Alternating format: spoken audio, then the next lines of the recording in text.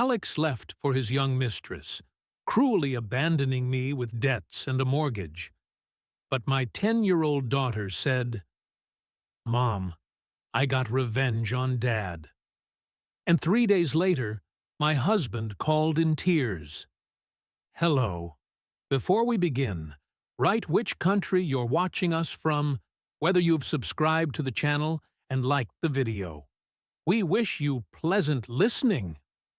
The sound of a zipper on a gym bag seemed deafening to Cora in the tense silence of the hallway. Alex methodically packed his things, avoiding her gaze. A light autumn drizzle fell outside. Droplets streamed down the window pane like the tears Cora was holding back with her last bit of strength. "Aren't you going to say anything?"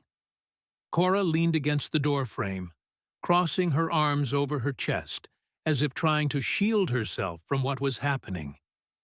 Alex froze for a moment, clutching his old sweater, the one his mother-in-law had knitted for him. Then he continued packing. "What is there to say, Tan?" "You understand everything."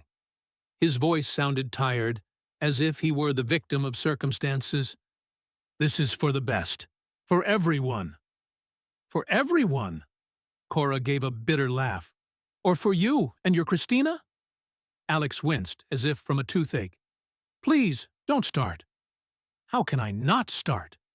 Cora felt anger boiling inside her, displacing the despair. "You're leaving me with a mortgage for this 2-bedroom and a loan for your car. And Margot? Did you think about your daughter?" "I'll help," Alex replied mechanically, zipping up the bag. "I'll transfer money every month, like after the divorce with my first wife." Cora couldn't hold back. "You promised to help your son, too, and then the child support had to be collected by bailiffs." Alex finally looked at her, irritated, alien eyes. "It will be different this time, Tan. I'm not abandoning Margot. I'm leaving you. It's been over between us for a long time. You know that yourself." "No, Lesh, I didn't know that," Cora said quietly. "I thought that after 17 years together, people have crises, but they get through them, together."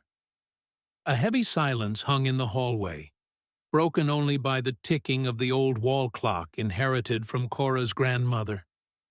Those clocks had seen so much. Their wedding, Margot's birth, their move into this apartment 5 years ago when they finally decided to take out a mortgage.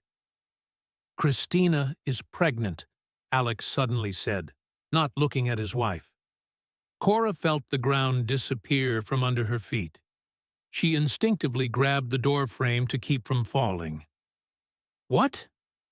2 months, Alex spoke abruptly, as if forcing the words out. "We'll live at her place. Maybe later we'll rent something bigger." "At her place?" Cora laughed nervously. "At a 25-year-old girl's rented 1-bedroom in a rough neighborhood, with 1 sofa?" "Don't insult her," Alex snapped. "She's 27, by the way." "What difference does it make?" Cora shook her head. She suddenly felt sorry for her husband. "How will you support a new family and help me and Margot?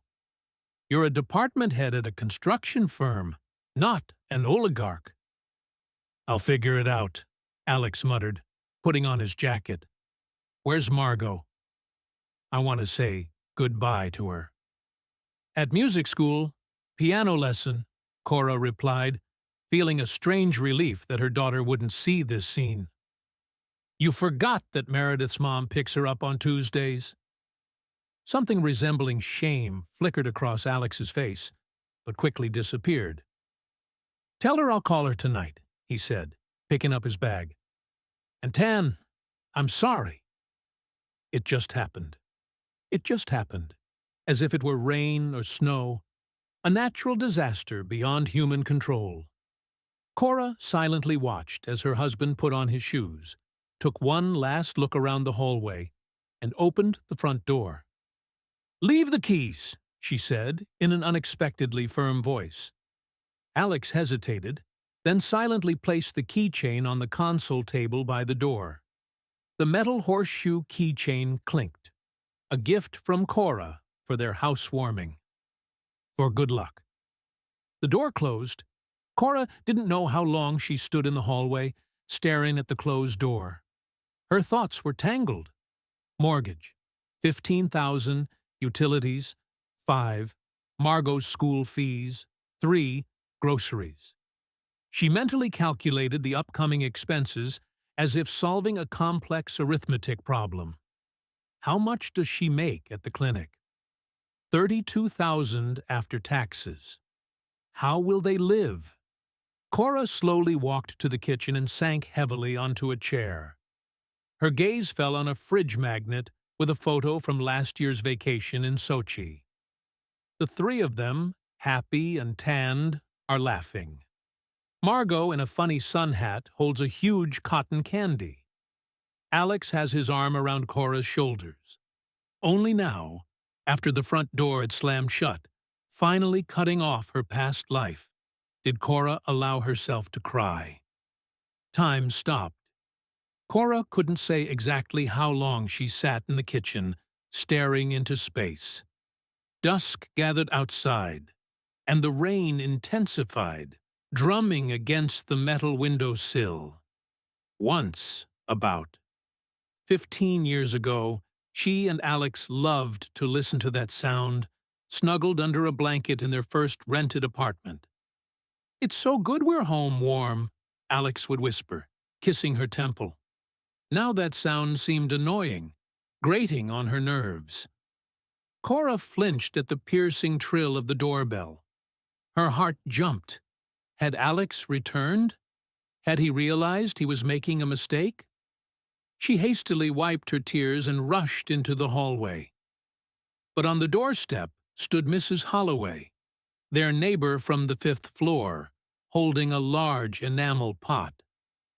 "Tanechka, I made some borscht, just how you like it, with garlic," the elderly woman chattered, walking into the kitchen with the confidence of a hostess. "Where's Lesha? I didn't see his car in the yard." Cora froze by the door. How to explain? Where to start? "Lesha, he's gone," she squeezed out, following the neighbor into the kitchen. Mrs. Holloway, a stout woman in a floral housecoat, placed the pot on the stove and turned to Cora. Her experienced former teacher's eyes instantly assessed the situation. "Gone?" she asked, and understanding sounded in her voice. "For good?" Cora nodded, unable to say it out loud. Tears welled up in her throat again. "Sit down."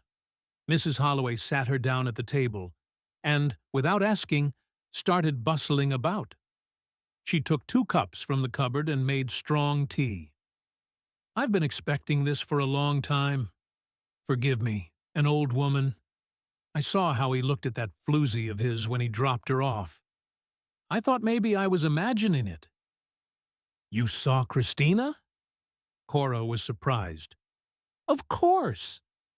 Mrs. Holloway snorted, putting a vase of cookies on the table, which she also produced from her vast pockets. "About 2 months ago. A skirt that, God forgive me, barely covers her shame, and those huge heels, clack-clack on the asphalt, like a stork. I thought then, what does your Lesha need with someone like that?" And he, the fool, just kept smiling, getting things out of the trunk. Cora smiled weakly, imagining Mrs. Holloway at her observational post on the bench near the entrance, noting all the details of the neighbors' lives. "She's pregnant," Cora said, surprising herself with her frankness. Mrs. Holloway gasped, crossed herself, and then angrily pursed her lips. "Well, that's on purpose. I know these young things. They snag a man and then saddle him. Our school chemistry teacher did the same to the deputy principal, and then it turned out she wasn't pregnant at all. It was all lies." "No, I think it's true," Cora said tiredly.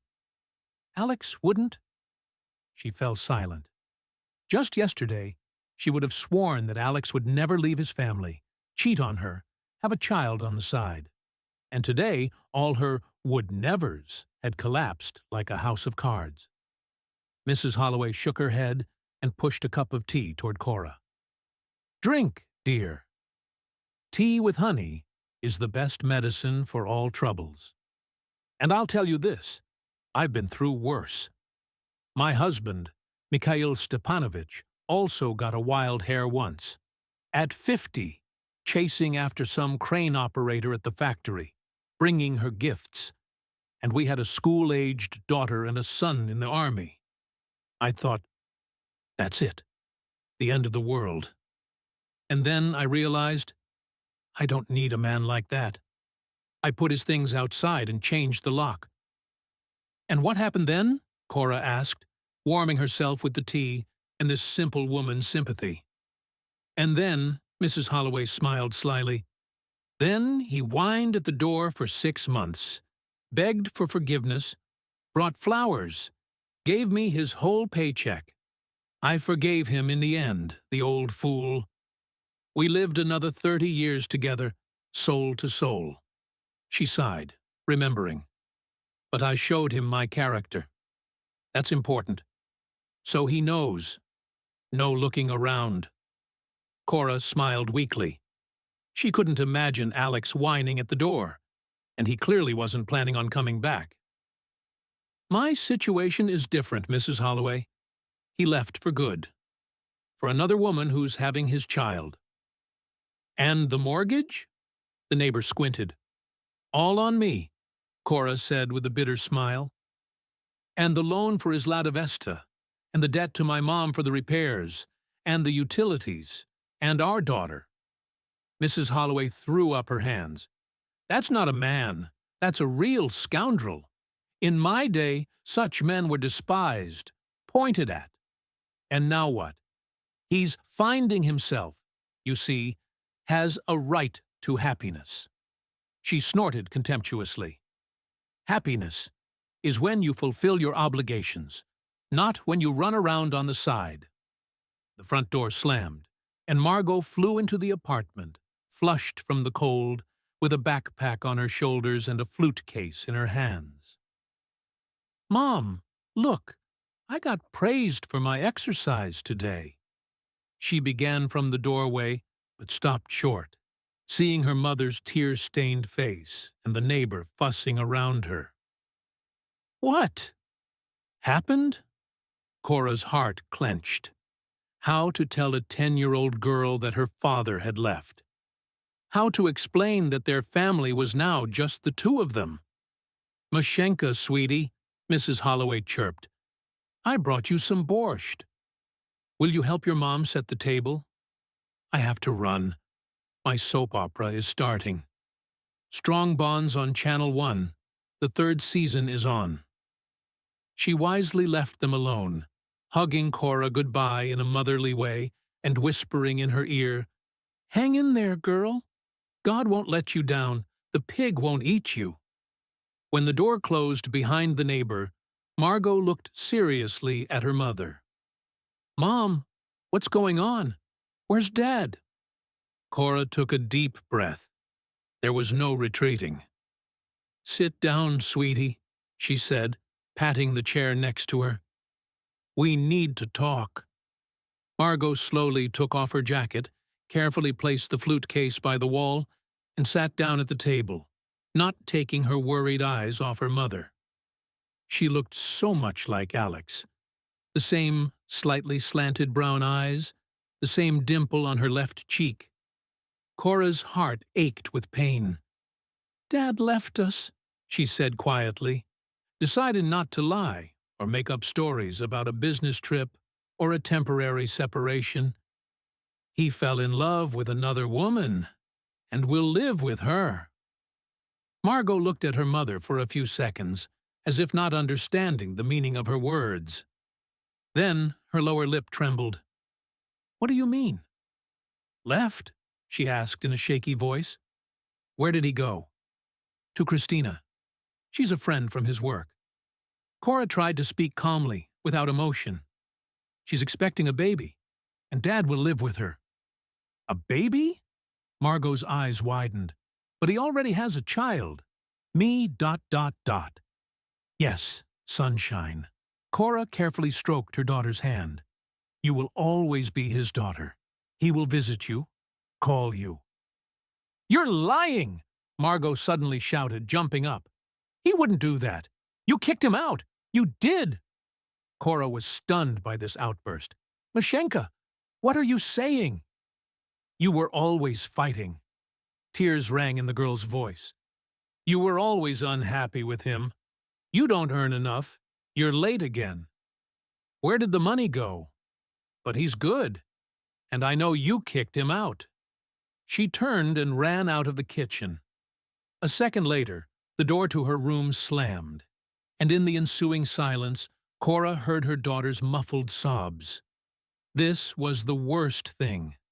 Not her husband's departure, not the betrayal, not the debts, but that her daughter had accused her of something she hadn't done. Cora sat in the kitchen, looking out the darkening window where the rain still drummed. On the neighboring windowsill, New Year's lights twinkled. The holiday was a little over a month away.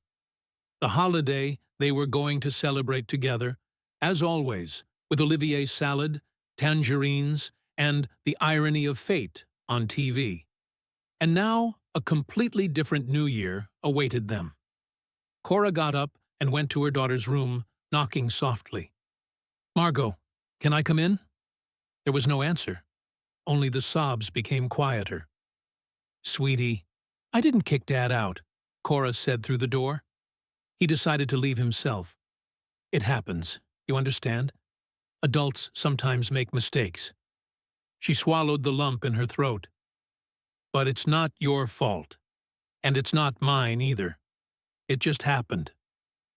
She waited a little longer, but Margot didn't open the door. Cora returned to the kitchen and mechanically began to heat up the borscht from Mrs. Holloway. She had to feed the child. She had to keep living, no matter what. The borscht boiled, filling the kitchen with an aroma that had once seemed so cozy and homely. Now it evoked nothing but a dull pain deep inside. Cora methodically sliced black bread, got out the sour cream and onions, and set the table on autopilot. Suddenly, the phone in her robe pocket vibrated. "Mom," showed on the screen. "They always know." "Yes, Mom." Cora tried to make her voice sound normal. "Tanyusha, how are you?" Her mother's voice was worried. "I called you at work. They said you left early. Are you sick?" Cora wanted to lie, to say something reassuring. But instead, she burst into tears over the phone. Tears streamed down uncontrollably. She sobbed, unable to utter a word. "What happened?" Her mother's voice was seriously frightened. "Cora, is something wrong with Margot?" Lesha left. Cora finally squeezed out. "For another woman, a young one. She's pregnant by him." A heavy pause hung in the air. "I'm coming over now," her mother said shortly, and hung up. Cora knew what would follow. Mom had never approved of her marriage to Alex, especially after learning he had a son from his first marriage to whom he paid child support irregularly. "He's no good, daughter," she'd said back then. How right she had been. The door to Margot's room creaked, and the girl came out into the kitchen. Her eyes were red from crying, but her face was determined. "I'm hungry," she said, sitting down at the table. "And is Dad really not coming back to us?" "I don't know, Mashenka," Cora answered honestly, serving her borscht. "Right now, he's decided to live separately." Margot sniffled, but held back new tears. "Is Grandma coming?" she asked, accurately guessing Cora's conversation. "Yes, she'll be here soon." Margot nodded and began to eat silently and intently. Cora watched her and thought that no matter how hard it was for her, for this girl's sake, she had to cope. She had to endure. The phone vibrated again. This time, a message from Alex. I got there okay. I'll call Margot tomorrow. Cora put the phone face down and sat down to have dinner with her daughter. Hard times lay ahead, but now, in this minute, they were just eating borscht, made by a kind neighbor, and were silent, each thinking her own thoughts. 3 weeks dragged on like an eternity. Cora moved mechanically in a circle. Home, work, store, home. After Alex left, she took extra shifts at the clinic to make ends meet. The extra shifts were exhausting, but saved her from the endless thoughts and memories that flooded her in the evenings. Today she returned particularly late. A flu epidemic had broken out in the children's department. The line to see the pediatricians stretched all the way to the registration desk.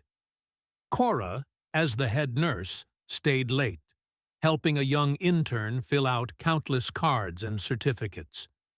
The apartment met her with unusual silence. Usually, Margot was already home by this time. After school, her grandmother, Cora's mom, picked her up. She had been a real savior these past weeks. She cooked dinner, checked her granddaughter's homework, and left when Cora returned. Mashenka, Cora called out, taking off her shoes in the hallway. Mom! No answer. A note written in her mother's neat handwriting lay on the kitchen table. Cora, Margot, and I are at my place. The girl has a headache. I decided not to drag her back out in the cold. Call me when you get home. Dinner is in the fridge. Just heat it up. Love. Mom. Cora sighed with relief and immediately felt a pang of guilt for that relief. She wanted to be alone in the silence, not forcing a cheerful smile for her daughter and mother's sake. She reheated the vegetable stew with cutlets. Mom still cooked with a flourish, enough for a platoon of soldiers, and sank tiredly at the table. In the corner of the kitchen, the TV muttered quietly, which she had turned on just for background noise. An older weather forecaster was warning of approaching snowfalls, and Cora thought she needed to buy Margot new winter boots. The old ones were too small, and she also needed to pay for music school and the English tutor and make the next mortgage payment. Thoughts of money caused an anxious throbbing in her temples. Alex, contrary to his promises, had not transferred a single ruble in these 3 weeks. He called Margot 3 times, each time promising to take her for a walk soon, to the movies, to the arcade, and each time finding a reason to cancel at the last moment. After the 3rd such case, Margot cried all night, and in the morning announced that she didn't want to talk to her father anymore. The phone vibrated. Mom. Yes, Mom, I'm home, Cora said, holding the phone to her ear. Well, how are you there? Her mother's voice sounded worried. Did you at least eat? Yes, everything's fine. Cora tried to make her voice sound cheerful. How's Margot? Is she asleep already? Mom, apparently, covered the door to the room where her granddaughter was sleeping. I gave her an analgin for the night. No fever, just a headache. Maybe the weather is changing or she's overtired. Thanks, Mom. Cora closed her eyes. It was so good to have a mom who was always there.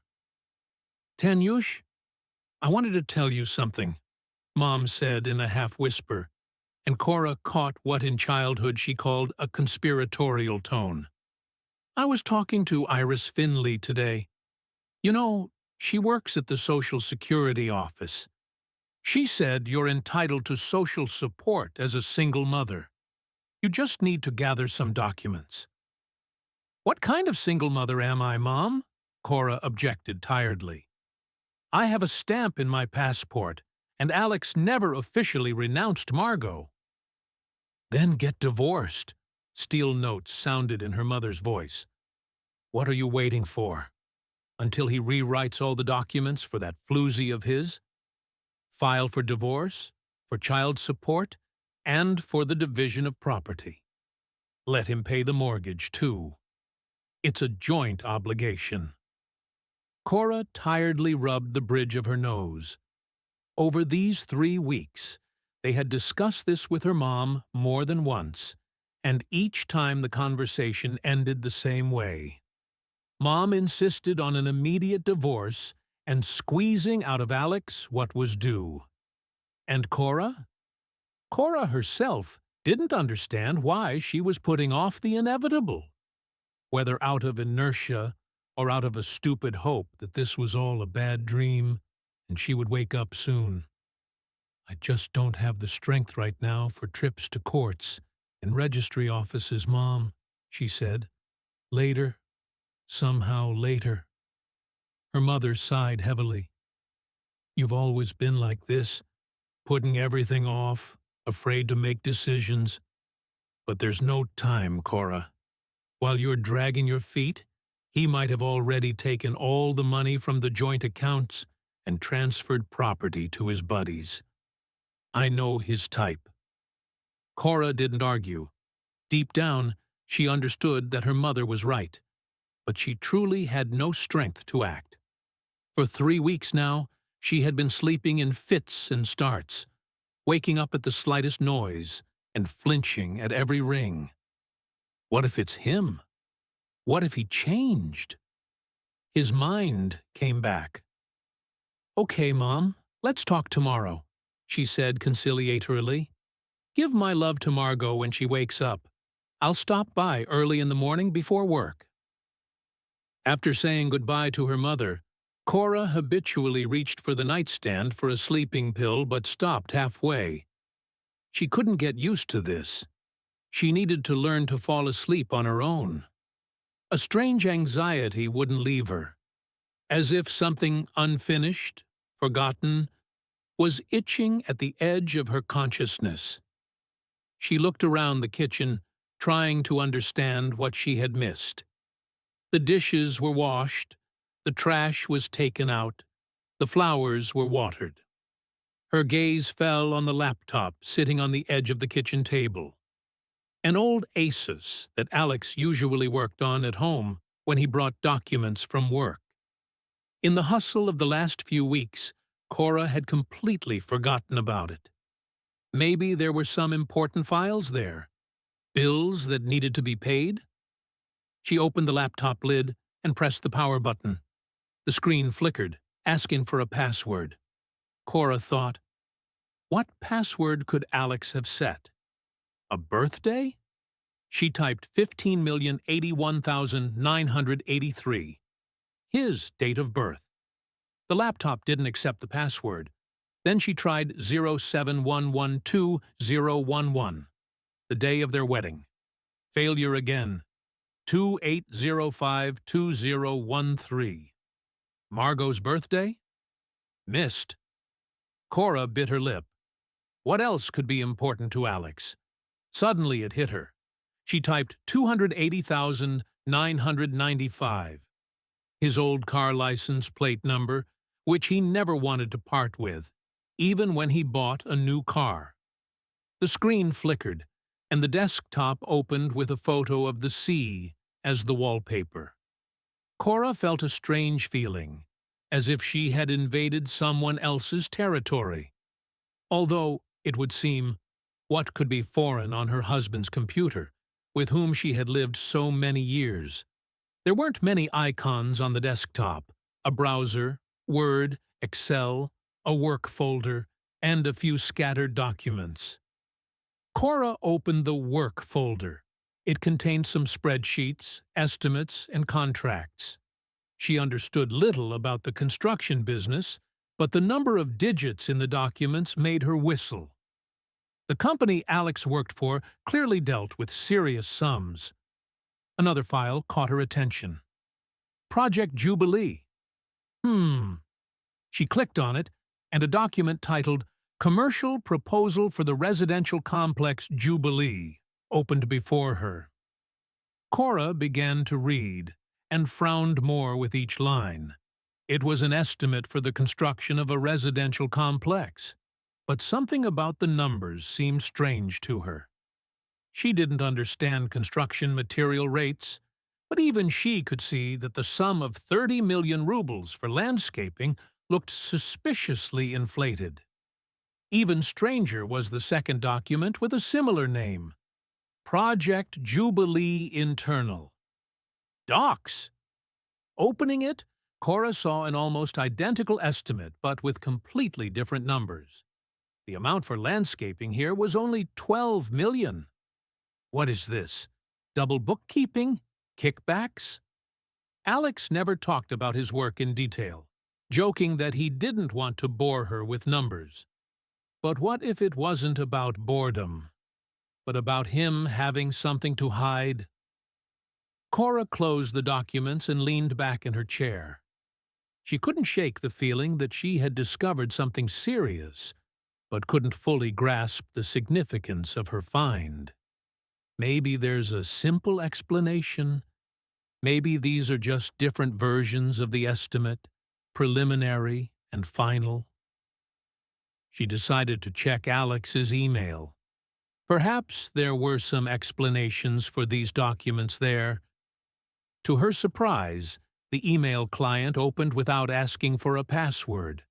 Apparently, Alex was so confident in the inviolability of his laptop that he didn't consider additional protection necessary. The inbox folder was full of emails from colleagues, partners, clients. Cora opened a few at random, but found nothing special. Work correspondence, project discussions, price requests, and then her gaze caught a name in the list of senders, Kristina Orlova. Her heart skipped a beat. She clicked on the letter. Lesh, I found the apartment I told you about. A 2-bedroom in a new building on Ryazansky Prospect, with renovation but no furniture. The owner is asking 8 million, but I think we can bargain down to 7.5. Let's see it on the weekend. Love, K. The letter was dated 2 months ago. So they were already planning to live together back then? Even before the pregnancy? Or maybe the pregnancy was planned. Cora's hands were shaking as she opened the next letter from the same sender. Sweetie, don't forget to transfer the money for the down payment on the apartment. The realtor is waiting until Friday. Love, and the date. A month ago. Cora felt like everything inside her was turning upside down. A down payment? What money? Where did Alex get such sums? And why didn't he tell her about buying an apartment if everything was already decided? She frantically scanned other letters. In one, Kristina discussed the design of the future nursery. In another, she shared links to furniture stores. It all looked as if she and Alex had been planning a life together long before his official departure from the family. In the last letter, dated last week, Kristina wrote, Lesh, Mr.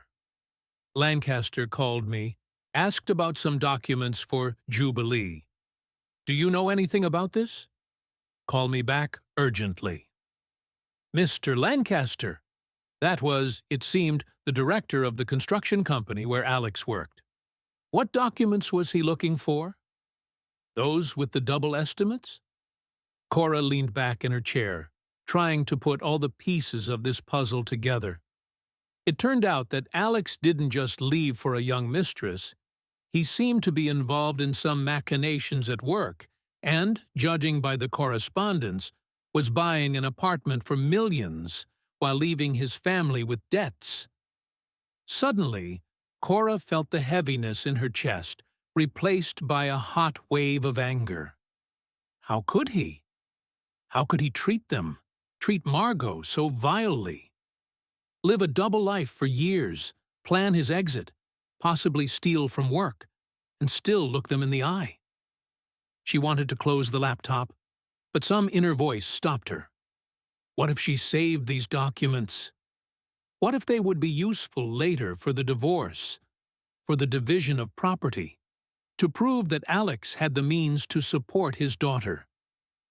Cora found a flash drive on the table that Margot used for school projects and copied all the suspicious documents and the most revealing letters onto it.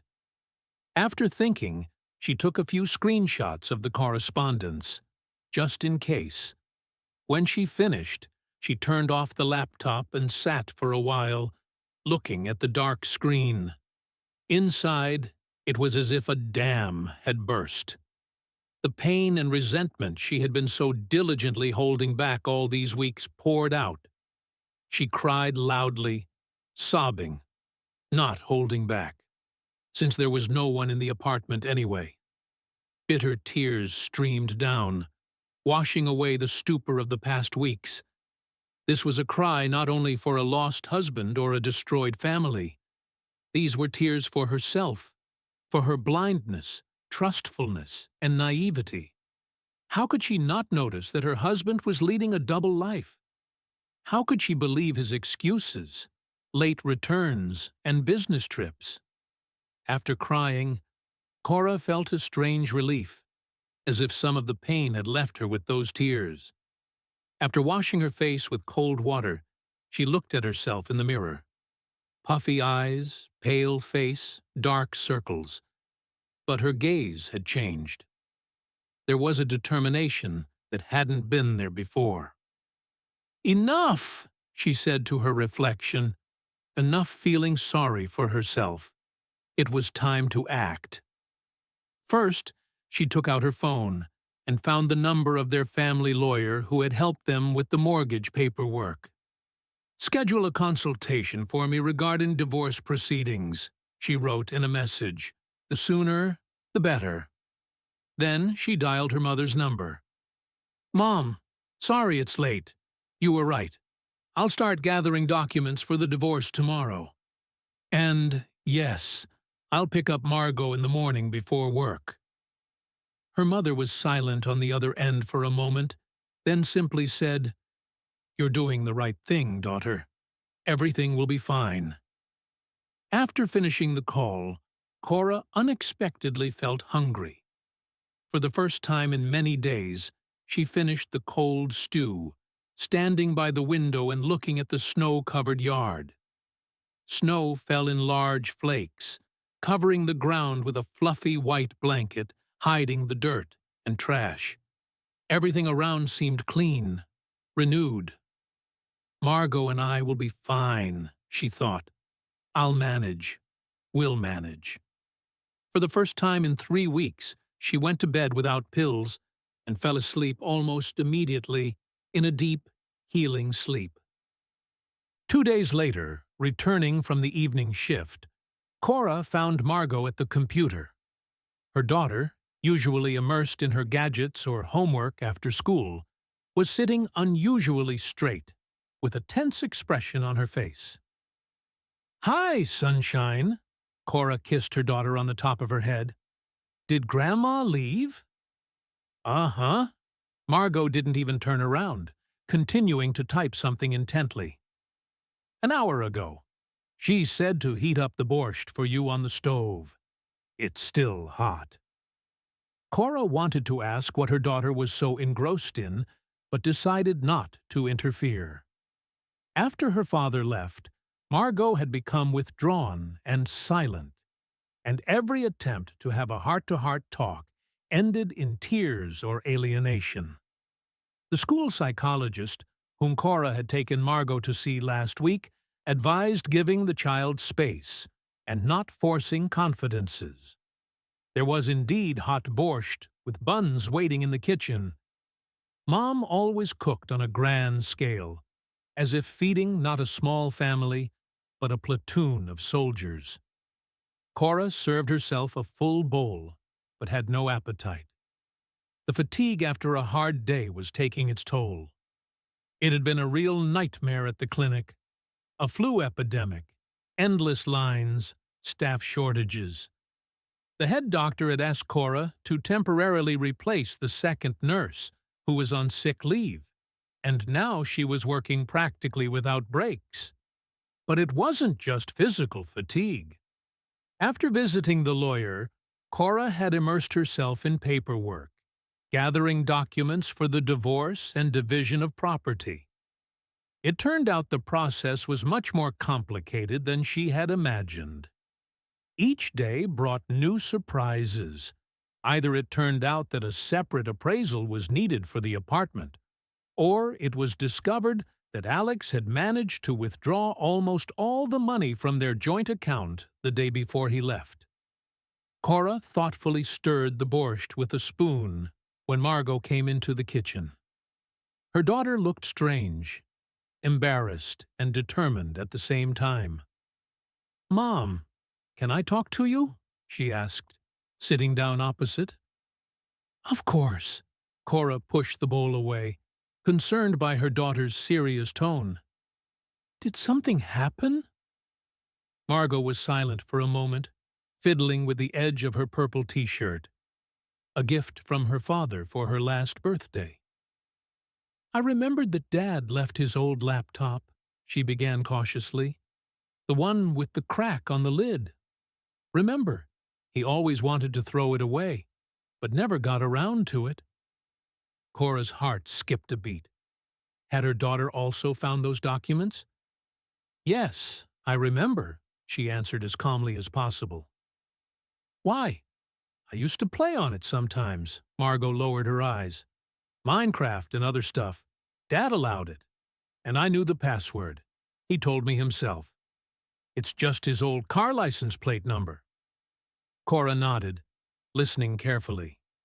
She already guessed where this was leading, but didn't want to interrupt. "Well, I found some letters there." Margot spoke more quietly. "From that Christina of his.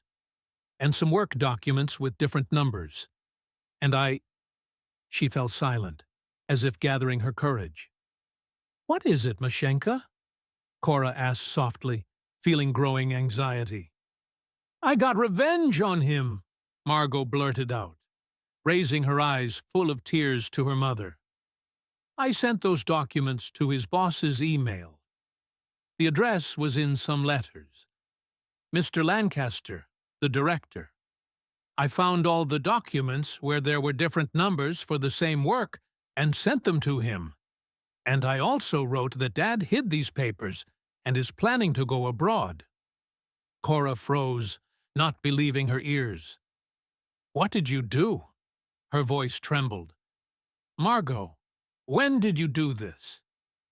"Yesterday evening," her daughter confessed, "when you were on duty, and Grandma was watching her soap opera. I got on the laptop and sent it. And then I got scared and deleted the email from the sent folder. But it's already gone anyway, right?" Cora covered her face with her hands. My God, what had the child done? Dozens of thoughts raced through her head.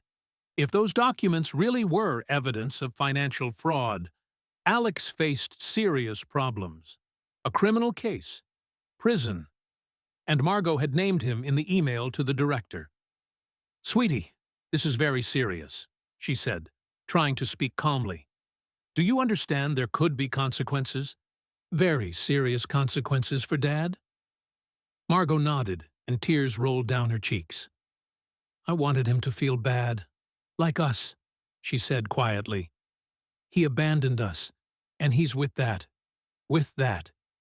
And they bought an apartment, and we're here with you in debt. It's not fair. Let him feel bad, too." Cora walked around the table and hugged her daughter tightly. What could she say? The child had acted impulsively, out of hurt and pain. She herself had been ready to do something similar when she found those documents. But adult reason had held her back. "Mom, am I bad?" Margot sobbed, burying her face in Cora's shoulder. "I didn't want Dad to go to jail or anything like that. I just wanted him to understand." "You're not bad," Cora said firmly, stroking her daughter's hair. "You're a hurt child who's in pain. But revenge is not the answer, understand? Revenge only brings more pain. To everyone." She sat her daughter back down on the chair and poured her some tea. She needed to calm the child down somehow and then figure out what to do next. "Let's take it step by step," Cora said, trying to make her voice sound confident. "Did you send the email to Mr. Lancaster from your email account?" Margot shook her head. "I created a new one specially for this. Login Avenger and all that." She lowered her eyes guiltily. "I read about that in a detective story." Cora involuntarily nodded. Her 10-year-old daughter had acted like a seasoned hacker. "And what exactly did you write? Do you remember the text?" "Well, like—" Margot wrinkled her forehead, remembering. "Hello, Mr. Lancaster. Your employee Alexei Sorokin is stealing money from the company. Here is proof. He is planning to run away abroad with his new girlfriend. Check the documents for Project Jubilee." Something like that. And I attached those files where there are different numbers for the same jobs. Cora groaned inwardly. A direct accusation of theft. A threat of fleeing abroad. If the director took this seriously, the consequences could be catastrophic. And Margot didn't even understand what she had done. "Margot, listen to me carefully." Cora took her daughter's hands. "What you did could lead to very serious problems for Dad. If there really is something illegal in those documents, he could be fired. An investigation could be started. Even a criminal case could be opened." Margot's eyes widened in horror. "A criminal case? Like in the investigation? With prison?" "Possibly," Cora answered honestly. She didn't want to scare her daughter, but she shouldn't downplay the seriousness of the situation either. "It all depends on what was in those documents and how Mr. Lancaster reacts." "What's going to happen now?" Margot started crying again. "I didn't want it to be like this. I thought he'd just get scolded or fired." Cora hugged her daughter, comforting her. "We don't know what will happen. Maybe the director won't pay attention to an anonymous letter. Maybe he'll just talk to Dad. In any case, we can't change what's already been done." "Maybe write again?" Margot asked hopefully. "Say it was a joke?" "No," Cora answered firmly. "That would only attract more attention. Right now, we have to wait and hope that everything will be okay." She paused, wondering whether to warn Alex. On the one hand, he had betrayed them, left them with debts. On the other hand, he was still Margot's father. And if he really was involved in financial machinations and it all came out, it could backfire on her and Margot too. A scandal, shame, possibly problems at school for her daughter, sidelong glances from neighbors. Not to mention that if Alex were imprisoned, child support would be out of the question. "Mom, I'm scared." Margot clung to her. "What if Dad gets arrested? It'll be my fault." "No, Mashenka." Cora looked her daughter in the eyes. "If Dad gets arrested, he will be to blame. You didn't make him do anything illegal, right? You just reported what you noticed." She searched for an understandable comparison. "It's like if you saw someone writing on a wall and told an adult. You didn't dirty the wall. That person did." Margot nodded uncertainly, not entirely convinced by this logic. "But we don't know if it's true or not, in those documents," she objected. "Maybe I caused all this for nothing." Cora sighed. When had her 10-year-old daughter become so judicious? "Yes, we don't know for sure," she agreed. "But now nothing can be changed. Let's just wait and see what happens next. And now you need to do your homework and get ready for bed." We have to get up early tomorrow. Margot reluctantly agreed. At the kitchen door, she turned around. Mom, what about you? Will you tell Dad it was me? Cora thought about it. Honestly, she hadn't decided yet what to do. Warn Alex? Keep silent? Admit that Margot sent the documents? I'll think about what's best to do, she finally answered. And you don't worry, okay? Whatever happens, we'll manage. When Margot went to do her homework, Cora remained sitting in the kitchen, immersed in heavy thoughts. The situation couldn't be worse. If Alex was really involved in some machinations and the company management started an investigation, it could all end very badly. Her thoughts were interrupted by a phone call. The number was unfamiliar. Hello? Tatiana Andreevna? A man's voice said. This is Mr. Lancaster Klimov, director of Stroy Invest. Sorry for the late call, but it's urgent.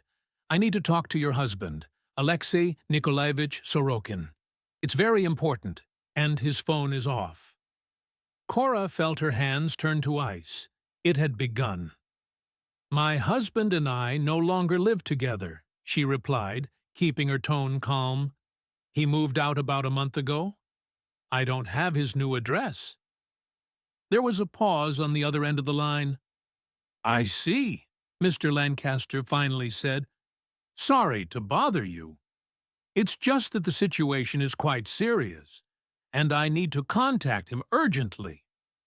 If he contacts you, please tell him I want to talk to him as soon as possible.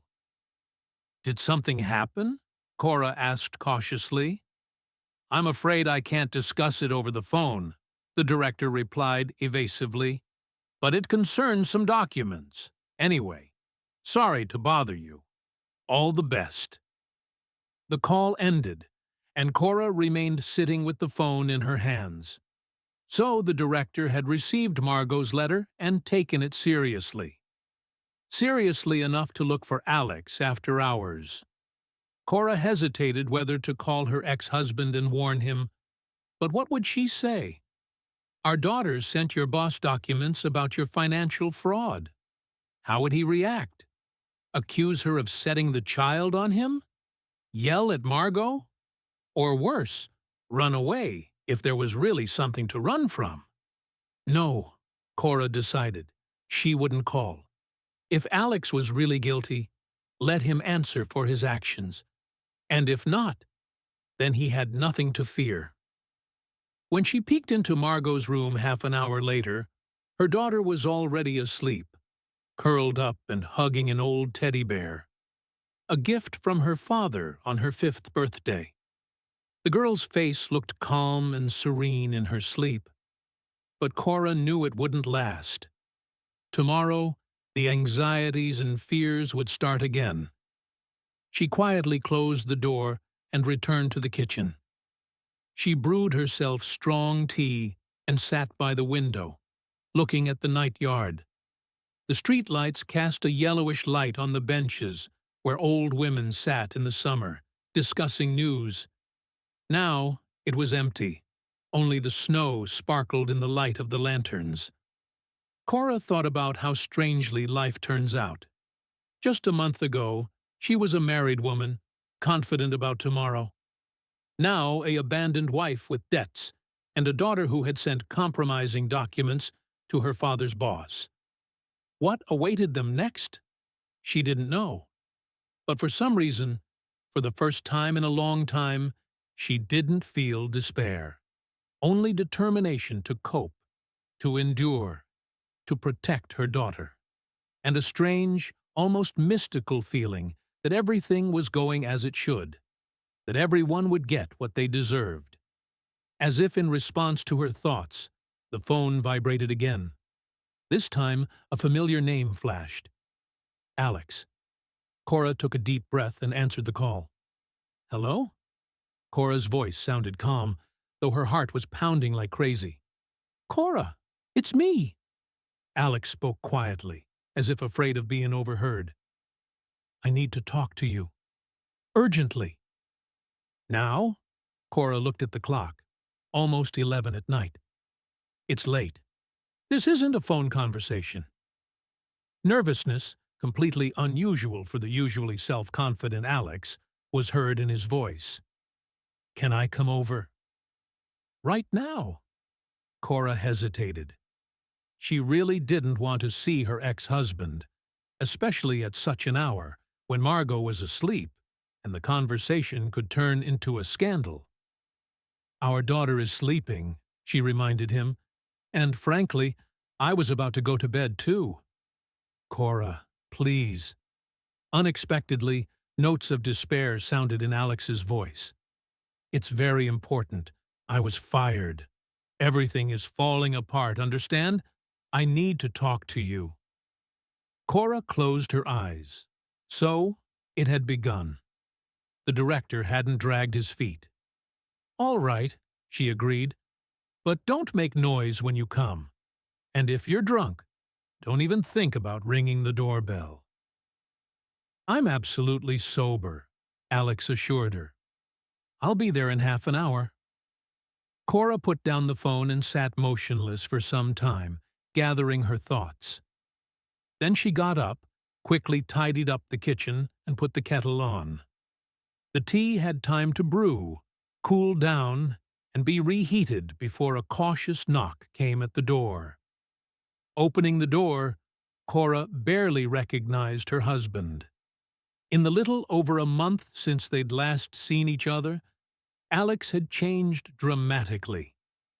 He had lost weight, turned pale, deep shadows under his eyes. His fashionable haircut had grown out and looked unkempt, and stubble was showing on his cheeks. He had never allowed such carelessness in his appearance before.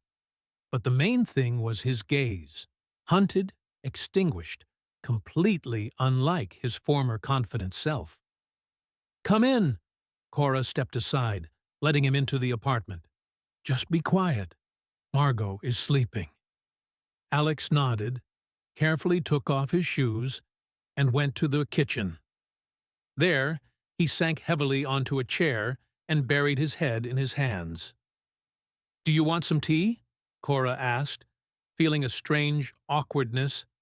Not long ago, this man had been her husband, her closest person, and now he was almost a stranger. If it's strong, Alex replied without raising his head. Cora silently poured him tea, put the sugar bowl on the table, and got out some cookies. All on autopilot, as she had done hundreds of times during their life together. Alex took the cup, but didn't drink. He just warmed his palms on it, as if he were cold. Well, Cora sat down opposite. You wanted to talk? Alex raised his eyes to her. I was fired today. Without severance, with a black mark. Mr. Lancaster said that if I don't return the money, he'll go to the police. Cora was silent. Conflicting feelings fought inside her.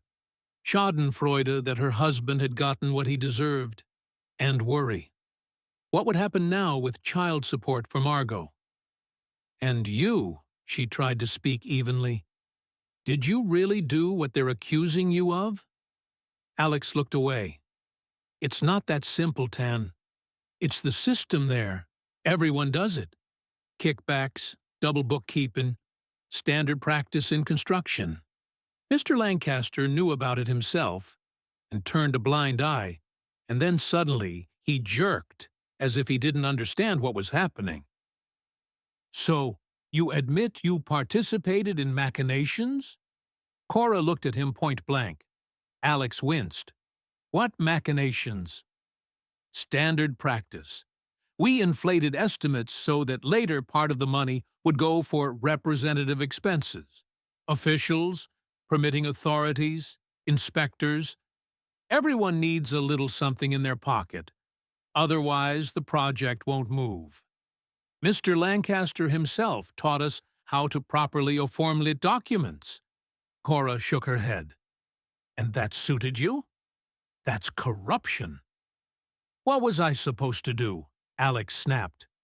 Quit a good company with a decent salary? And go where?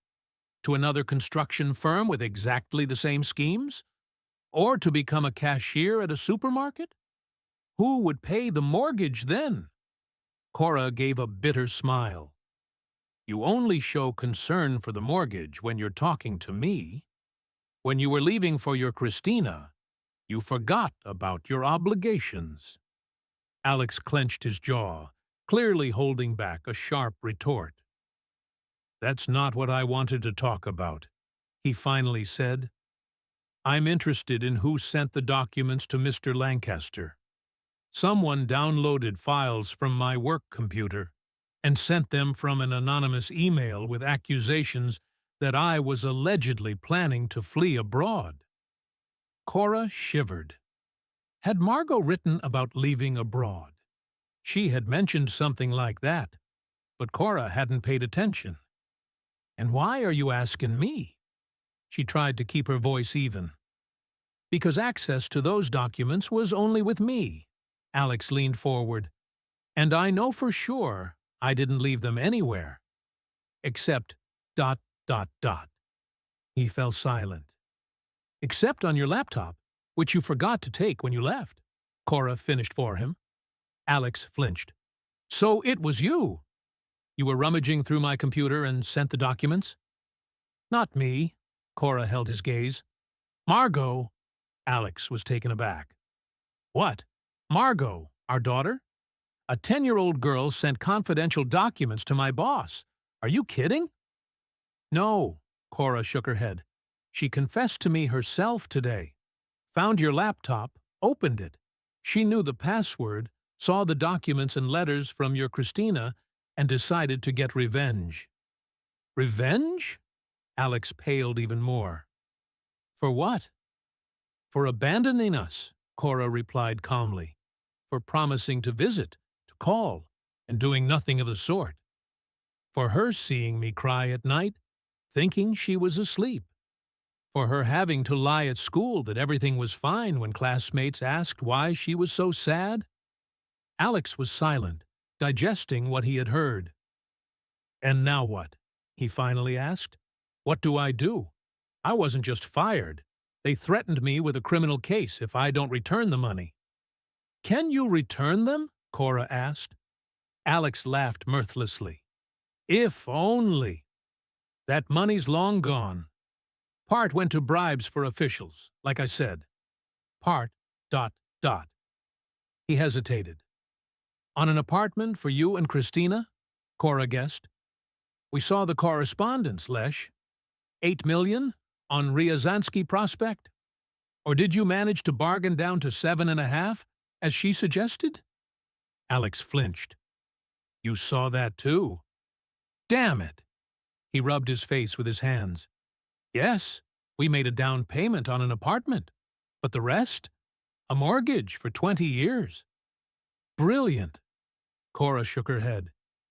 You have one mortgage hanging over you here that you're not paying, and now another one on a new apartment for a new family. Alex bristled. I was going to pay. I thought everything would work out. There would be bonuses, promotions. And now there will be no bonuses, no promotions, no job, Cora finished for him. And what are you planning to do? How will you return the money to Mr. Lancaster? I don't know, Alex admitted honestly. I thought maybe you could lend me a little. You still have that apartment from your grandmother. Cora looked at him for a few seconds, not believing her ears. Are you serious? She finally asked. You abandoned me and our daughter, left us with loans, didn't pay a penny in child support, and now you're asking me for money. Cora, you don't understand. Desperation sounded in Alex's voice. They can really open a criminal case. It's prison, understand? Prison!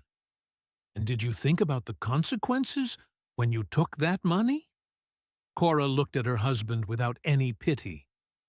When you bought an apartment with stolen money. It's not stolen, Alex objected indignantly. It's more complicated than you think. Maybe, Cora agreed. But that's your problem, Lesh, not mine. Alex deflated, as if the air had been let out of him. What about Margot? He asked quietly. Do you want her father to go to prison? I don't want that, Cora cut him off. You made your own choice. Many choices, actually. And every step led you here. They were silent. Alex sat with his head down, looking completely crushed. Cora watched him with a strange feeling of detachment. She had once loved this man, believed in him, trusted him. Now, not a trace of those feelings remained. So, you won't help, he finally said. No, Cora said firmly. Grandma's apartment is all Margot and I have left. Our insurance for the future. I'm not going to risk my daughter's well-being for a man who didn't even remember us when he left. And what should I do? Alex's voice held almost childlike despair. I don't know, Cora answered honestly. Maybe talk to Mr. Lancaster frankly? Explain the situation. Offer to pay the debt in installments, or ask Christina's parents. They seem to be well-off people. Alex shook his head. Christina left me as soon as she found out I was fired. Cora couldn't hold back a surprised exclamation. Left? What about the child? Alex averted his eyes. There was no child, Tan. She lied. Said she was pregnant, so I would leave you. And then, she had a miscarriage. Actually, I think she just wanted me to buy her an apartment. Cora shook her head. This whole conversation seemed like some surreal nightmare to her. So you abandoned your family, your daughter, your wife, for a scammer who deceived you. And now you're sitting in my kitchen asking for money to get out of the problems you got yourself into. Alex was silent. What can I say? He finally squeezed out. I made a mistake, Tan. I realize that now. It was a mistake. I want to fix everything. To come back. No. Cora didn't even let him finish. You're not coming back. Never. Don't even think about it, Lesh. But. No buts. She stood up, showing that the conversation was over. I have to get up early tomorrow. Find other ways to solve your problems. Alex also rose, but was in no hurry to leave. And Margot? Can I give her something? A gift, or... You can call her, Cora replied reservedly. If she wants to talk to you. And Lesh, don't you dare reproach her for that letter. She's already upset enough. I won't, he promised. I'll find a way to solve these problems and will help you, I swear. I'll find a new job, pay child support. Cora only smiled skeptically. How many times had she heard these promises? Seeing Alex to the door, she closed it behind him, turned the key, and leaned her back against the cold surface. Her heart was beating heavily, but evenly. Strangely, for the first time in a long time, she felt no schadenfreude or triumph that her husband was in such an unenviable position. Only fatigue and a kind of emptiness. Mom, Margot's quiet voice made her start. The girl was standing in the corridor in her dinosaur pajamas, barefoot and disheveled.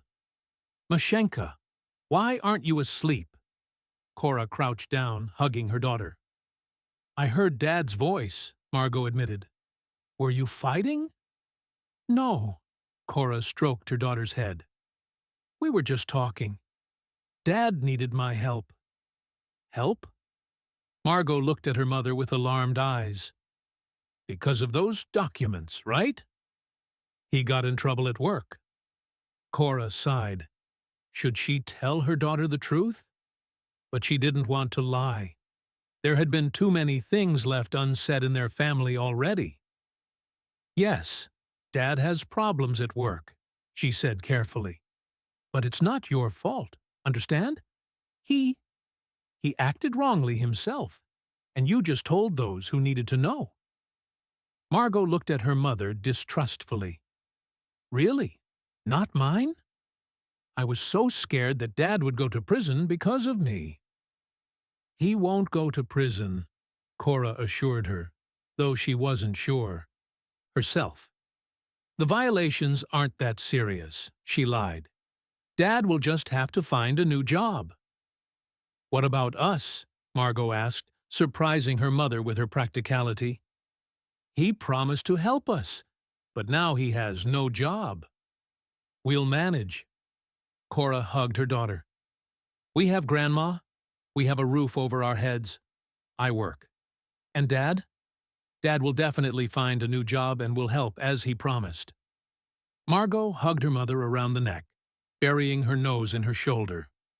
"I love you very much, Mom. And I love you, sunshine." Cora swallowed the lump in her throat. "And now, sleep. We have to get up early tomorrow." After putting her daughter to bed, Cora returned to the kitchen and sat in the dark for a long time, looking at the lights outside the window. Dozens of thoughts swirled in her head. What would happen to Alex? Would they open a criminal case against him?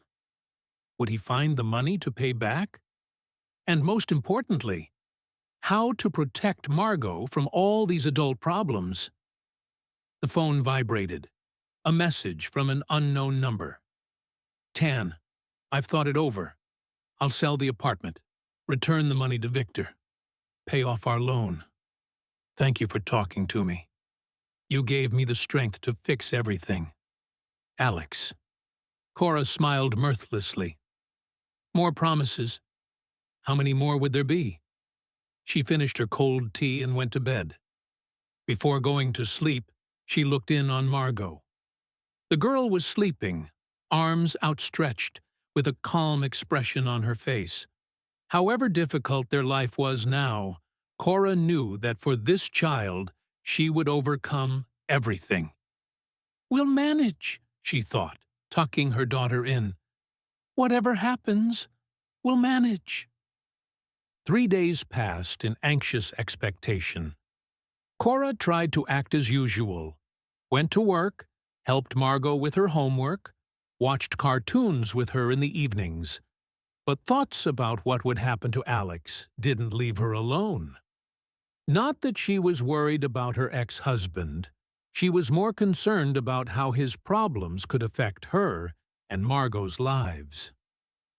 On the evening of the 3rd day, while Cora was ironing her daughter's school uniform for tomorrow, the phone rang. The number was unfamiliar. "Hello. Good evening, Tatiana Andreevna," a man's voice said in the receiver. "My name is Mr. Wallace. I'm an investigator with the Investigative Committee. We need to talk to you about your husband, Alexei Nikolaevich Sorokin."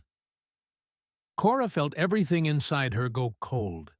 So, they had opened a criminal case after all. "I'm listening," she said, trying to keep her voice calm.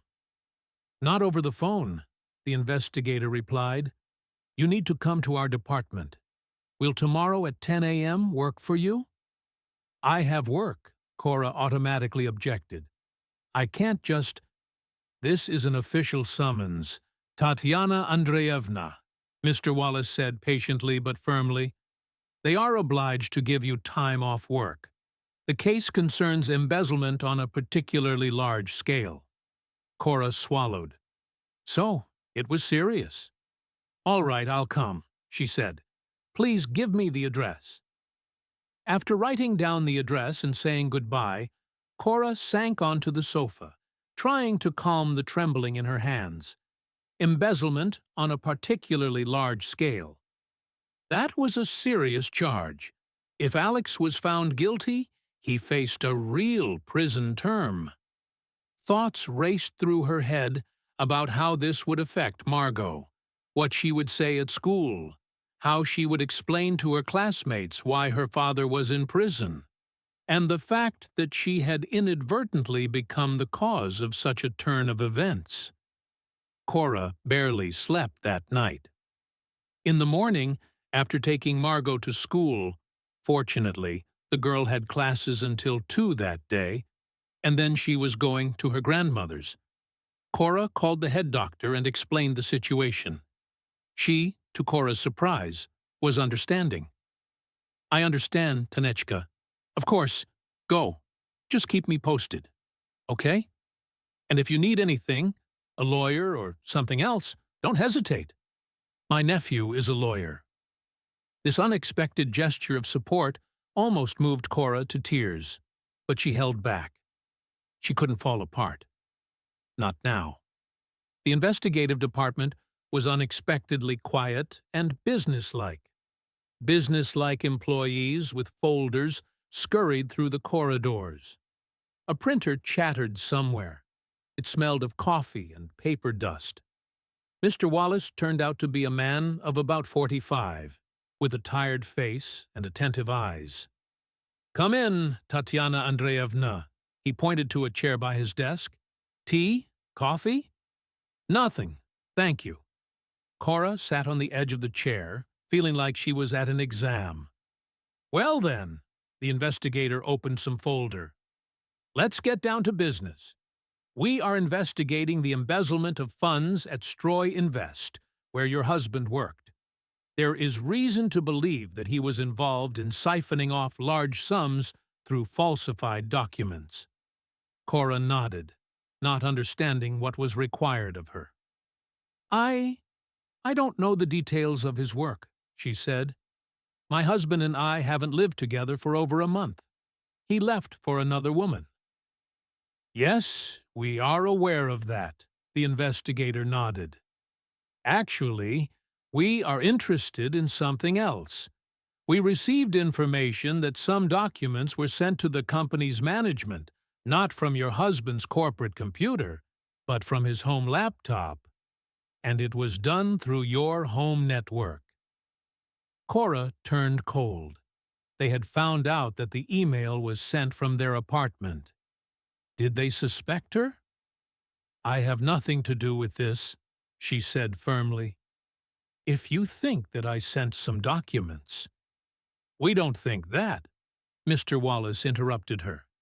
"The fact is that we trace the IP address and the time of sending. At that moment, you were at work. This is confirmed by the duty log at the clinic, but your daughter, according to school data, returned home earlier than usual that day. Her last lesson was cancelled." Cora froze. They knew. They knew it was Margot. "My daughter is 10 years old," she said, trying to cope with the rising panic. "You don't think a child is involved in some financial machinations, do you?" The investigator leaned back in his chair and looked at her carefully. "Tatiana Andreevna, let's be frank. I've been working in this system for 20 years. I've seen it all.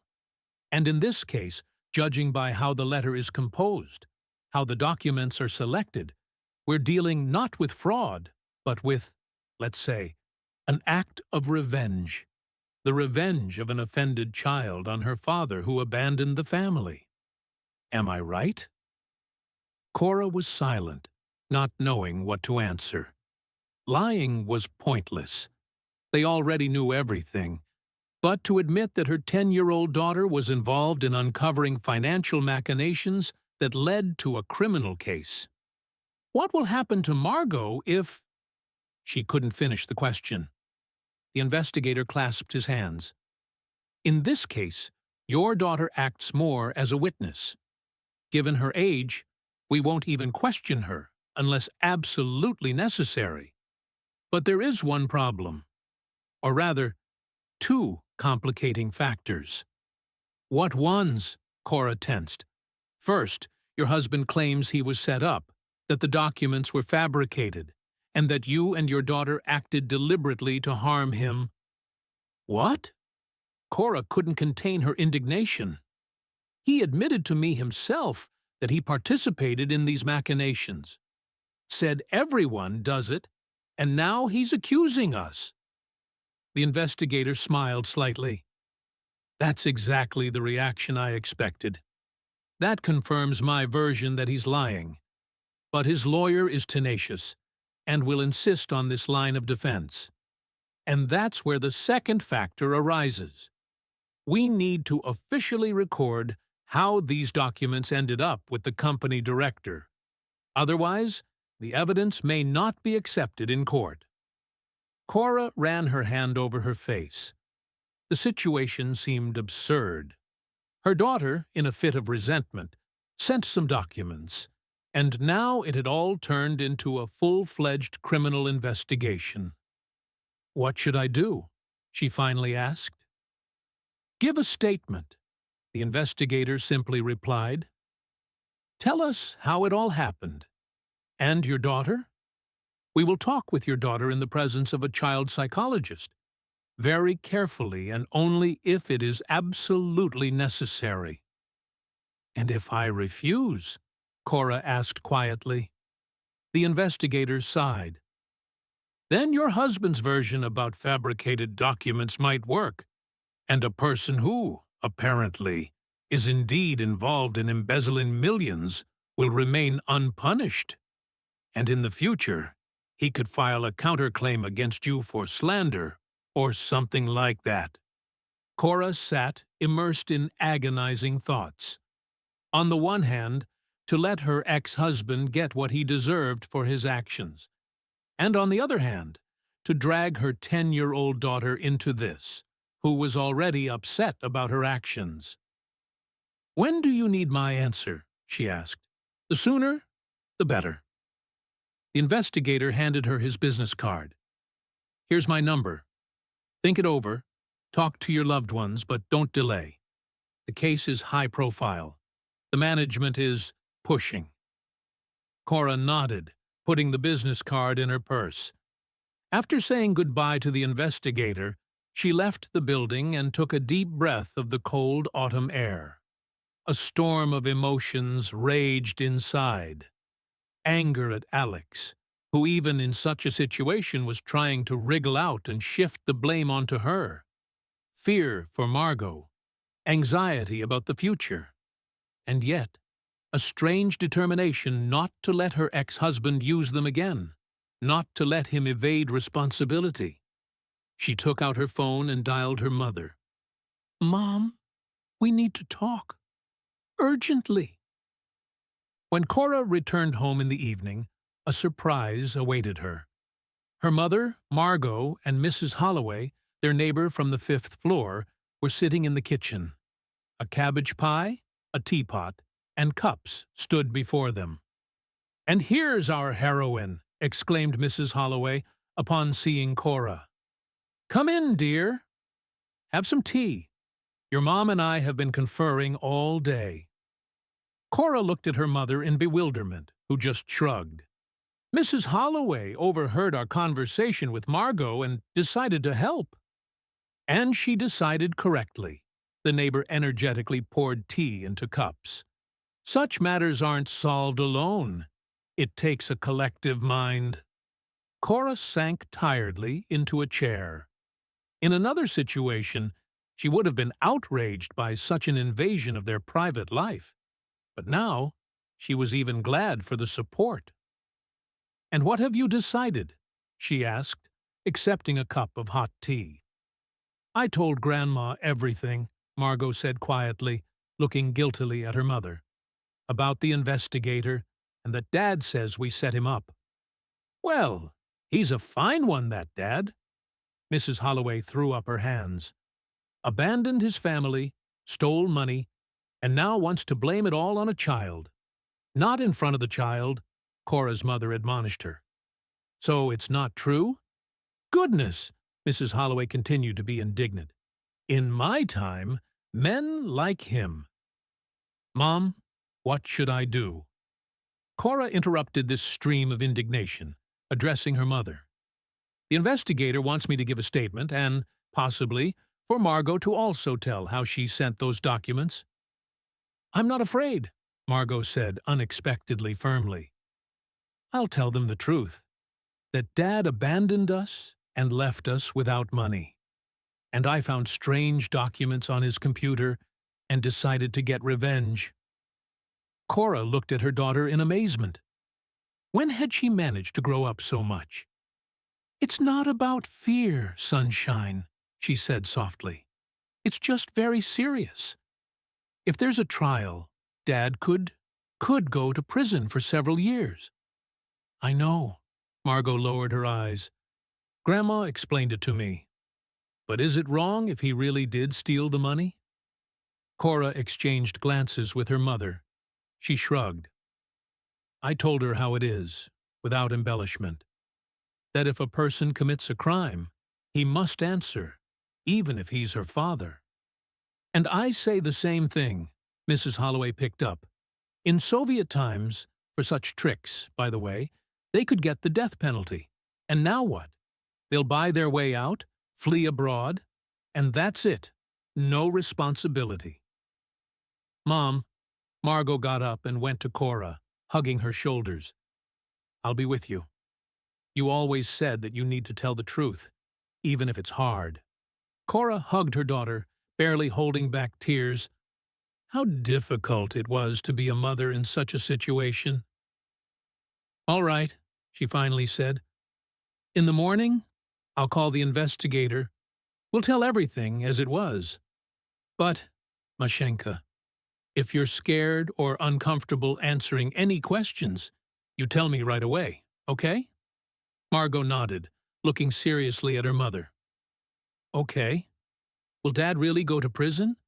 Cora sighed. "I don't know, sweetie. The court will decide that. But if he's guilty, maybe yes." "Then who will pay child support?" Margot asked practically, surprising all the adults. "Goodness, what a clever girl." Mrs. Holloway admired. 10 years old, and already reasoning like an economist. "Don't worry about that." Cora stroked her daughter's head. "Grandma and I will manage. I have a job. Grandma has a pension." "And I'll help you," Mrs. Holloway said unexpectedly. "I, have connections left in Social Security. Through my friend Vera. She'll help with benefits to get registered as a single mother." "I'm not a single mother," Cora objected. "Margot has a father. It's just that he'll soon be eating prison gruel," Mrs. Holloway interrupted. "Sorry for being blunt, but that's a fact, which means, de facto, you'll be raising the child alone.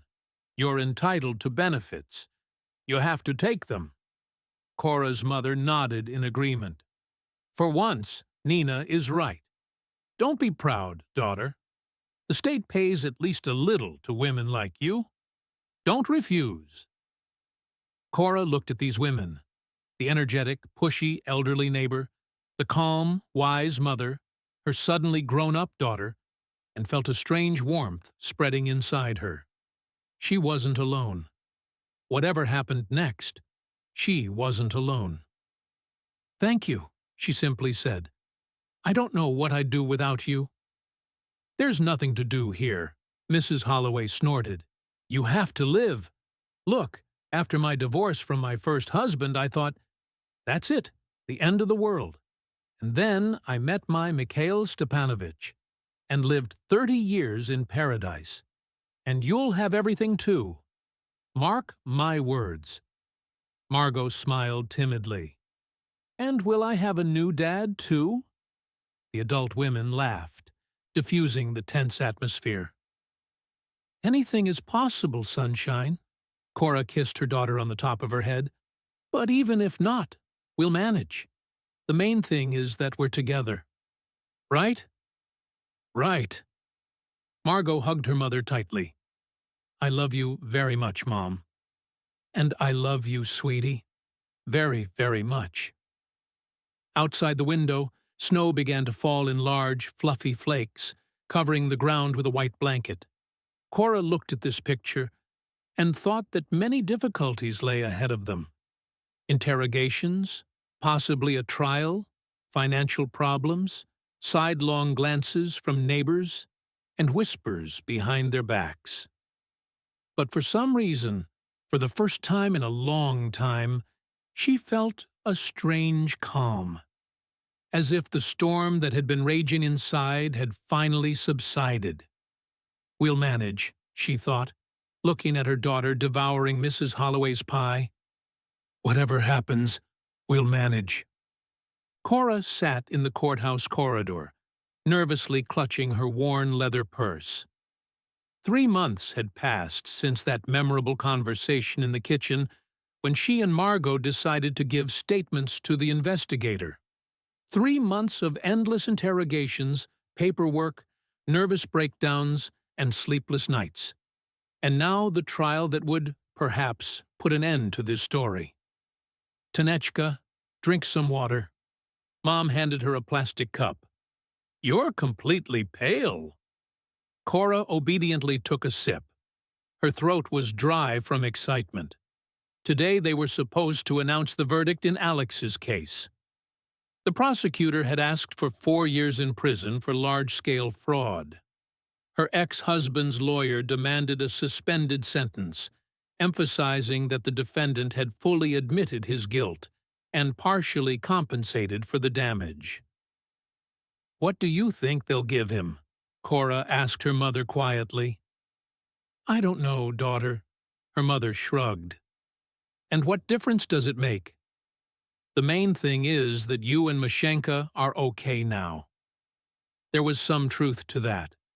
Over the past 3 months, much had changed. After Alex was arrested, Cora decided to act.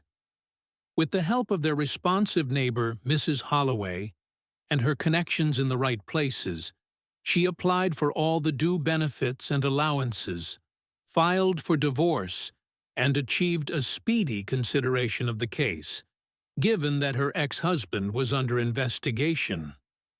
Through the court, she forced Alex to formalize his share of the apartment to Margot, which relieved them of the need to pay the mortgage for 2.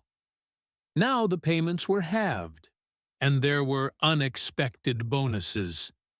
At the clinic, upon learning of Cora's situation, they accommodated her, transferred her to a more convenient schedule with fixed days off, and the head doctor arranged a side job for her: evening injections and IVs at home for wealthy patients. All privately, officially, by contract, the boss emphasized. This almost doubled Cora's income. But the main thing was Margot. The girl seemed to have matured during this time. She became more serious, responsible, helped around the house without being reminded. Of course, there were difficult moments too.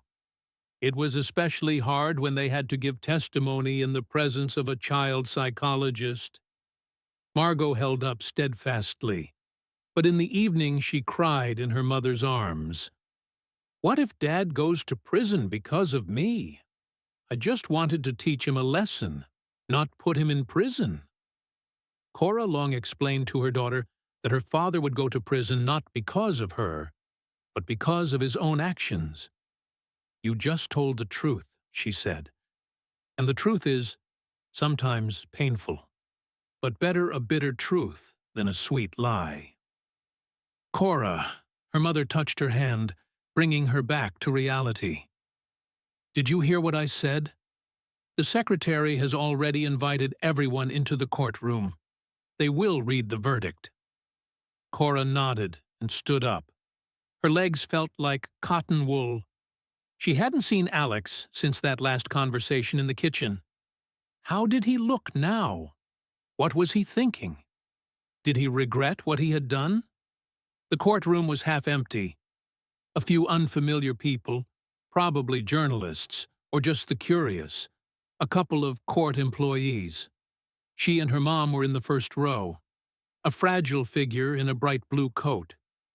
Cora didn't immediately recognize Christina. The girl had lost weight, lost her former gloss, and, most importantly, that arrogant expression with which she had looked at Cora during their only accidental meeting in a supermarket about a year ago was gone. "I wonder why she came," Cora thought. After all, she left Alex as soon as his problems began. The thought was interrupted when Alex was brought into the courtroom. He walked between two guards, slouching, eyes downcast. The suit, which had once fit perfectly, now hung on his thinner frame. The gray at his temples was more noticeable, but most of all, his face was striking. Haggard, with sunken eyes and deep wrinkles. Alex had aged 10 years in these months. The judge, an elderly woman with a tired but keen gaze, adjusted her glasses and began to read the verdict. Cora listened as if in a fog, catching only individual phrases. Found guilty considering mitigating circumstances. Partial compensation for damages. Turned himself in. Sentenced to 2 years of imprisonment to be served in a general regime colony. The judge's voice broke through this fog, and Cora shuddered. 2 years. Not 4, as the prosecutor had asked, but not suspended, as the lawyer had insisted. 2 years of real prison.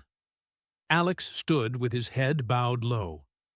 Christina in the first row took out a handkerchief and dabbed her eyes. Does she still worry about him?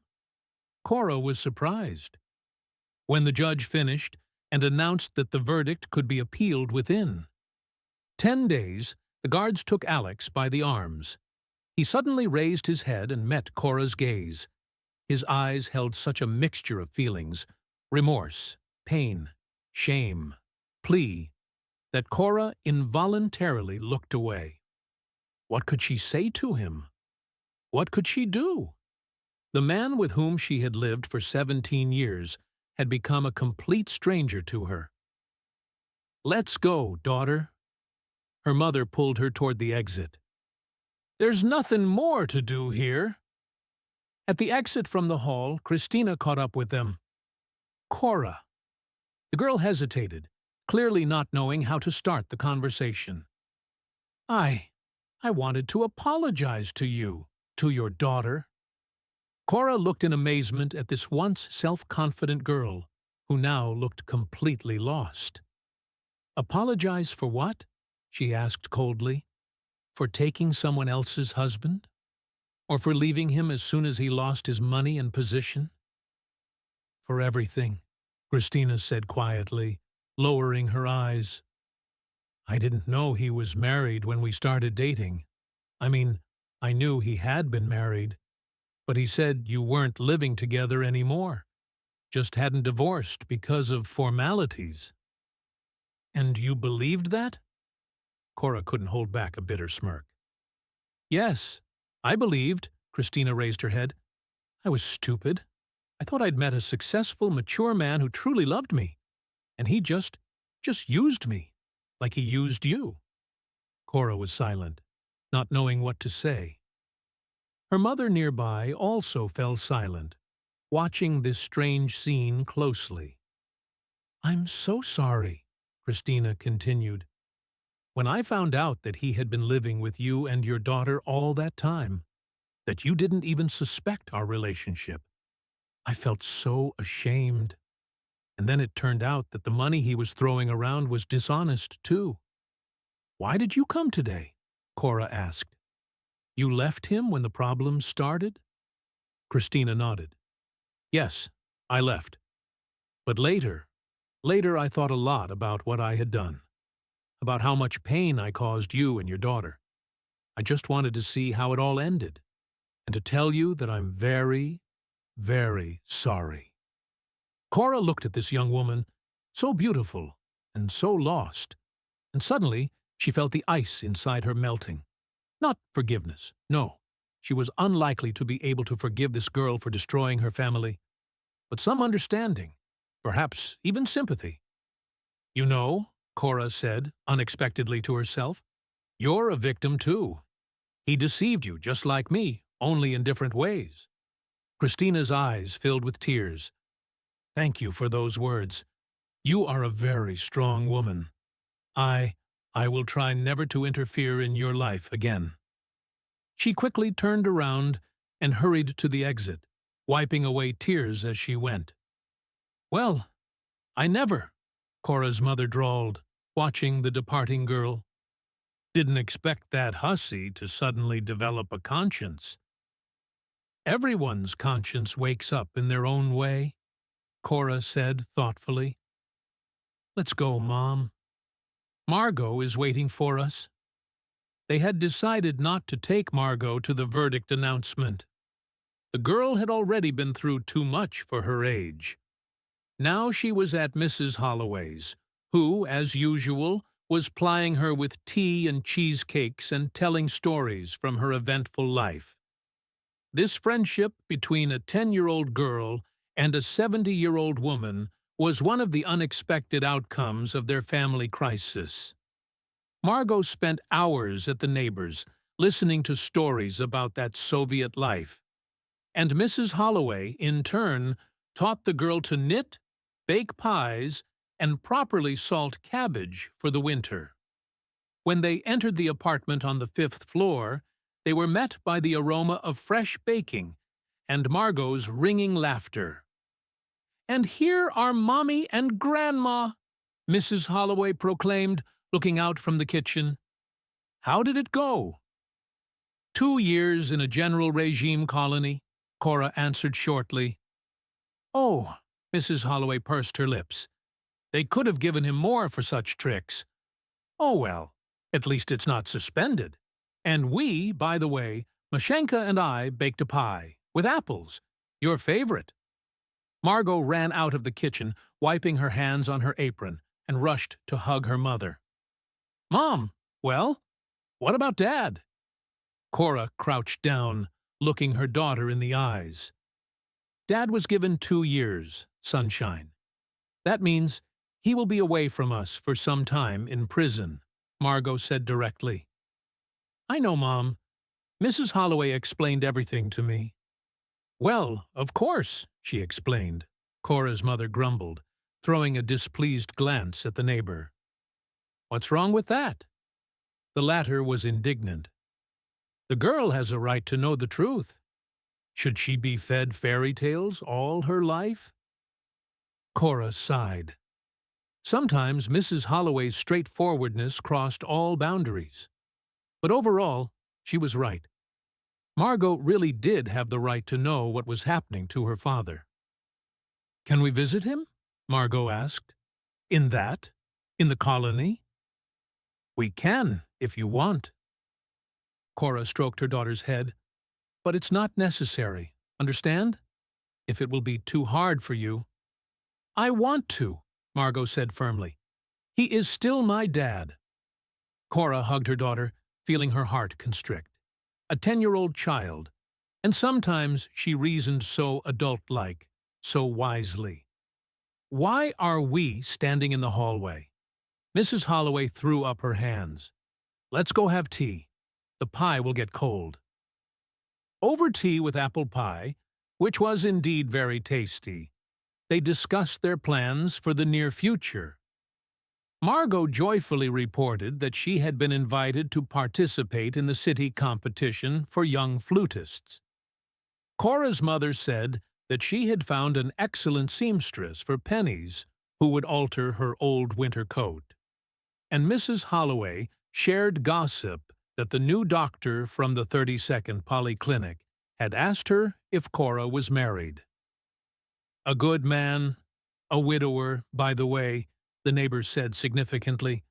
"And his daughter is the same age as Mashenka. And he has a car, and his own apartment, not rented." "Mrs. Holloway," Cora was indignant, "are you trying to marry me off? I'm not even officially divorced yet." "Well, you'll get divorced soon," the neighbor replied imperturbably. "And good men are in high demand nowadays, especially doctors. Maybe Stephen Valentinovich won't wait for you. Some brisk nurse from the registration desk will snatch him up." Margot giggled, and Cora's mother rolled her eyes. "Let the girl catch her breath. She just dealt with one husband, and you're already matchmaking her a second one." "Why waste time?" Mrs. Holloway poured a new round of tea into the cups. "Life is only one. Look, after my divorce from my first husband, I thought, That's it. The end. Who needs me at 40 with a teenage daughter? And then I met my Mikhail Stepanovich at a dance at the factory club, and we had 30 years of happiness. So don't give up, Tanyusha. Cora shook her head, but didn't argue.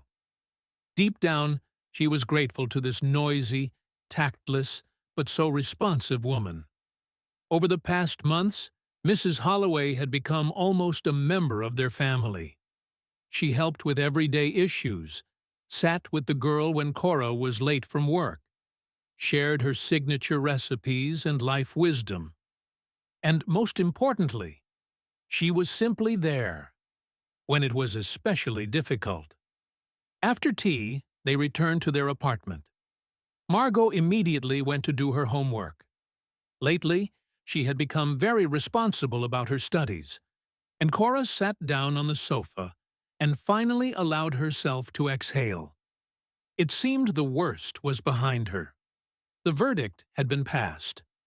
The divorce would soon be finalized officially. Financial issues were more or less resolved. She could start living on. She took out her phone and opened her social media page. A standard one, with minimal information and rare photos. The past year had not been the time for social networks, but now, for some reason, she wanted to update her profile, upload new photos, maybe even write something in her status. Scrolling through the photos on her phone, Cora came across a family shot from 2 years ago. She, Alex, and Margot at her mother-in-law's dacha, smiling, happy. It was amazing how everything had changed in such a short time. Who would have thought that the smiling man in the photo would turn out to be a fraudster and in 2 years would be serving time in a colony? That the little girl with pigtails would be giving testimony in court at the age of 10? That Cora herself would turn from a prosperous married woman into a single mother surviving on a nurse's salary and odd jobs? But along with the bitterness came another thought. Maybe it was for the best. Maybe all that seemed like happiness and well-being was just a beautiful facade, behind which lies were hidden. And now, having gone through all these trials, she was finally beginning to live for real, honestly, openly, without self-deception. This thought brought unexpected relief. Cora deleted the old photo and took a selfie, without makeup, with a tired but calm face. After thinking, she added to her status, "Every ending is a new beginning." "Mom, I did my homework." Margot looked into the room.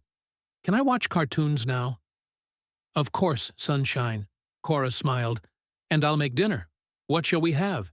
Maybe spaghetti with cheese?" "Yes," Margot was delighted. "But not with regular cheese, with that moldy one. Mrs. Holloway says it's very refined." Cora laughed.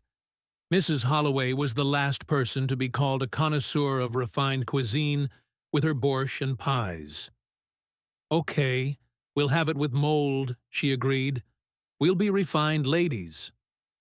Margot beamed and ran off to turn on the TV, and Cora went to the kitchen. While she was getting out the pasta and preparing the sauce, fragments of thoughts about how strangely life had turned out circled in her head, about how much more she had to go through and decide, about how quickly her daughter was growing up, and about that mysterious doctor from the polyclinic that Mrs. Holloway had mentioned. What would happen next? "We'll see," she thought, stirring the sauce. For now, the main thing was to live day by day, solving problems as they came, and rejoice in what she had. A roof over her head, a job, a healthy daughter, the support of loved ones, and also freedom. Freedom from lies, from dependence on her husband, from the need to turn a blind eye to his actions. The freedom to decide for herself how to live on. And that, perhaps, was worth all the trials she and Margot had gone through. A year passed. Cora noted with surprise how quickly time flies when life gets better. Spring was coming into its own. Tulips were blooming in the yard of their 5-story building. The old women had already brought their checkered cushions out to the benches, and the air, even in Moscow, smelled of freshness and something elusively happy. Cora stood by the window in her office and watched this picture with a slight smile. Now she had her own office, a small but cozy office of the head nurse in the private clinic, Vita Med, where she had been invited to work 3 months ago. The salary was twice as high as at the polyclinic. A convenient schedule, polite patients, everything a medical worker with a secondary education could dream of. Tatiana Andreevna, a young nurse, Naomi, looked into the office. "There's a visitor for you. Says it's a personal matter." "Who?" Cora was surprised, mentally going through who it could be. "I'm not expecting anyone. She didn't introduce herself." Naomi shrugged and said that you know her. "Okay, let her come in." Cora straightened the badge on her uniform white coat and sat down at the desk. Over the past year, she had gotten used to surprises and learned to meet them with relative calm. The door opened and Christina appeared on the threshold. Cora didn't recognize her at first. So much had Alex's once spectacular mistress changed. Now before her stood a modestly dressed girl with her hair pulled back into a simple ponytail, without makeup, and with an uncertain expression on her face. "Hello, Tatiana Andreevna," Christina greeted quietly. "Sorry for coming without warning. I really need to talk to you." Cora pointed to the chair opposite. "Sit down." More than a year had passed since their last meeting in court. Cora had not expected to see this girl again, and had no idea what she wanted to talk about. "I've been deciding for a long time to come," Christina began, nervously fiddling with the strap of her purse. "But then I thought you should know." "Know what?" Cora frowned. "Alexei is out of prison. Parole for good behavior. A week ago." Cora froze. Of course, she knew it was possible.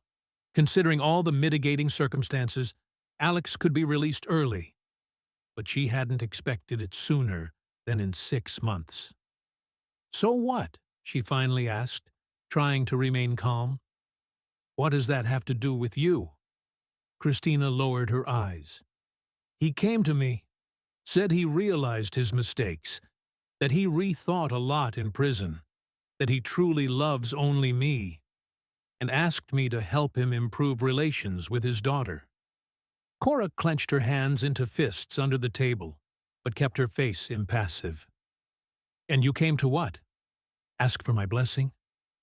"No." Christina raised her eyes to her, in which a mixture of despair and determination was read. "I came to warn you.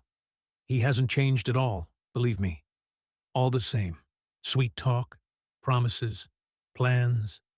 Literally the next day after he came with apologies, he started talking about how we would start a new business together, that he has connections, schemes. Cora involuntarily shook her head. Prison hadn't taught Alex anything. "He will come to you," Christina continued. "It's only a matter of time. He will ask for meetings with Margot for a second chance, maybe even try to return to the family. I overheard him talking on the phone with some Vitya, saying his ex-wife is a fallback option. She has an apartment from her grandmother." Cora felt a wave of anger rising inside her, but quickly controlled herself. "Thank you for warning me," she said restrainedly. "But don't worry. I know Alexei too well to believe in his enlightenment." Christina exhaled with obvious relief. "I was so afraid you wouldn't believe me, that you'd think I want to quarrel with him or something like that." "Believing that Alexei hasn't changed," Cora smiled mirthlessly. That's not hard, but understanding why you decided to warn me is harder. Christina was silent for a moment, intently examining her hands. I've thought a lot this past year, she finally said, about what I did, about how I destroyed your family. I even went to a psychologist, trying to figure out why I'm like that. Such a fool, to put it simply. Why do I fall for such men? And I realized that I don't want to be like that anymore. I don't want to destroy other people's families and my own life along with them. Cora looked at the girl with interest. It seemed she had really matured and rethought a lot. And also, I'm very ashamed before your daughter, Christina added quietly. I saw her photos at Alexei's. Such a sweet girl. I would like to ask her forgiveness someday. Not now, of course. That would be inappropriate. But someday. Margot is fine now, Cora said, surprised that she didn't feel the former hostility toward this girl. She has a new life, new interests, and, by the way, she will soon have a new dad. Christina raised her eyes in surprise. You're getting married again? The wedding is in a month, Cora smiled involuntarily. Stephen is a wonderful man. A doctor like me, only a real one, with a higher education. He has a daughter the same age as Margot. The girls are already friends. I'm very happy for you, Christina said sincerely. And one more thing. If Alexei bothers you, I'm ready to help. He's on probation after parole, and any violation. I hope it won't come to that, Cora shook her head, but thank you for the offer. When Christina left, Cora sat for some time longer, looking out the window. The news that Alex was free was unsettling, but not as much as it would have been 6 months ago. Now she had a new job, new relationships, and, most importantly, confidence in her own abilities that had come through all the trials. The phone on the table vibrated. A text from Stephen. The girls want to go to the movies after school. What about you? Will you join us? Cora smiled, typing a reply. Of course. I finish at 5. Let's meet at the cinema. Then she opened her planner and wrote, Call the lawyer about a restraining order against Alexei approaching me and Margot. Better safe than sorry. In the evening, after the movies and pizza, when Stephen and his daughter Meredith had gone home, they were still living separately, waiting for the wedding, Cora was braiding Margot's hair before bed. Mom, did you know that Meredith's birthday is in 2 months? Margot chattered. She wants to invite the whole class to the trampoline center. And me too, of course. And she said that when you and Uncle Stephen get married, we'll be like sisters. Can you imagine? Cora smiled, listening to her daughter's enthusiastic monologue. It was amazing how quickly Margot had recovered from all the shocks and started a new life. Children's psyches were amazingly flexible. Mashenka, she began carefully, braiding the last strand of hair. I need to tell you something. Dad is out of prison. Early, for good behavior. Margot froze for a second, but then continued combing her bangs as if nothing had happened. Yes, I know. He called Grandma yesterday. He called Grandma? Cora raised her eyebrows in surprise. What did he say? I don't know exactly. Margot shrugged. But Grandma was very displeased. She said he asked for money to restart his business or something like that. And he wanted to know when I'm home alone. Cora felt everything inside her turn cold. So Christina was right. Alex was already starting to act. And what did Grandma say? She asked cautiously. She told him off, Margot simply replied, and Cora involuntarily smiled. The expression was clearly her grandmother's. She said that you're soon marrying a good man who loves me like his own. and that he, Dad that is, should leave us alone and not ruin your life a second time.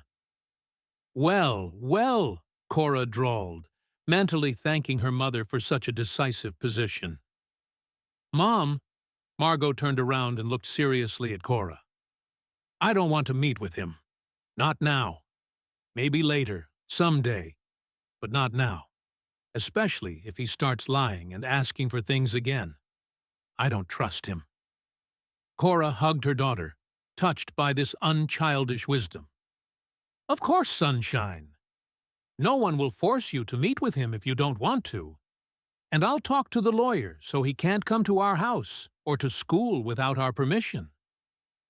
And Uncle Stephen will protect us if anything, Margot said confidently. He's strong.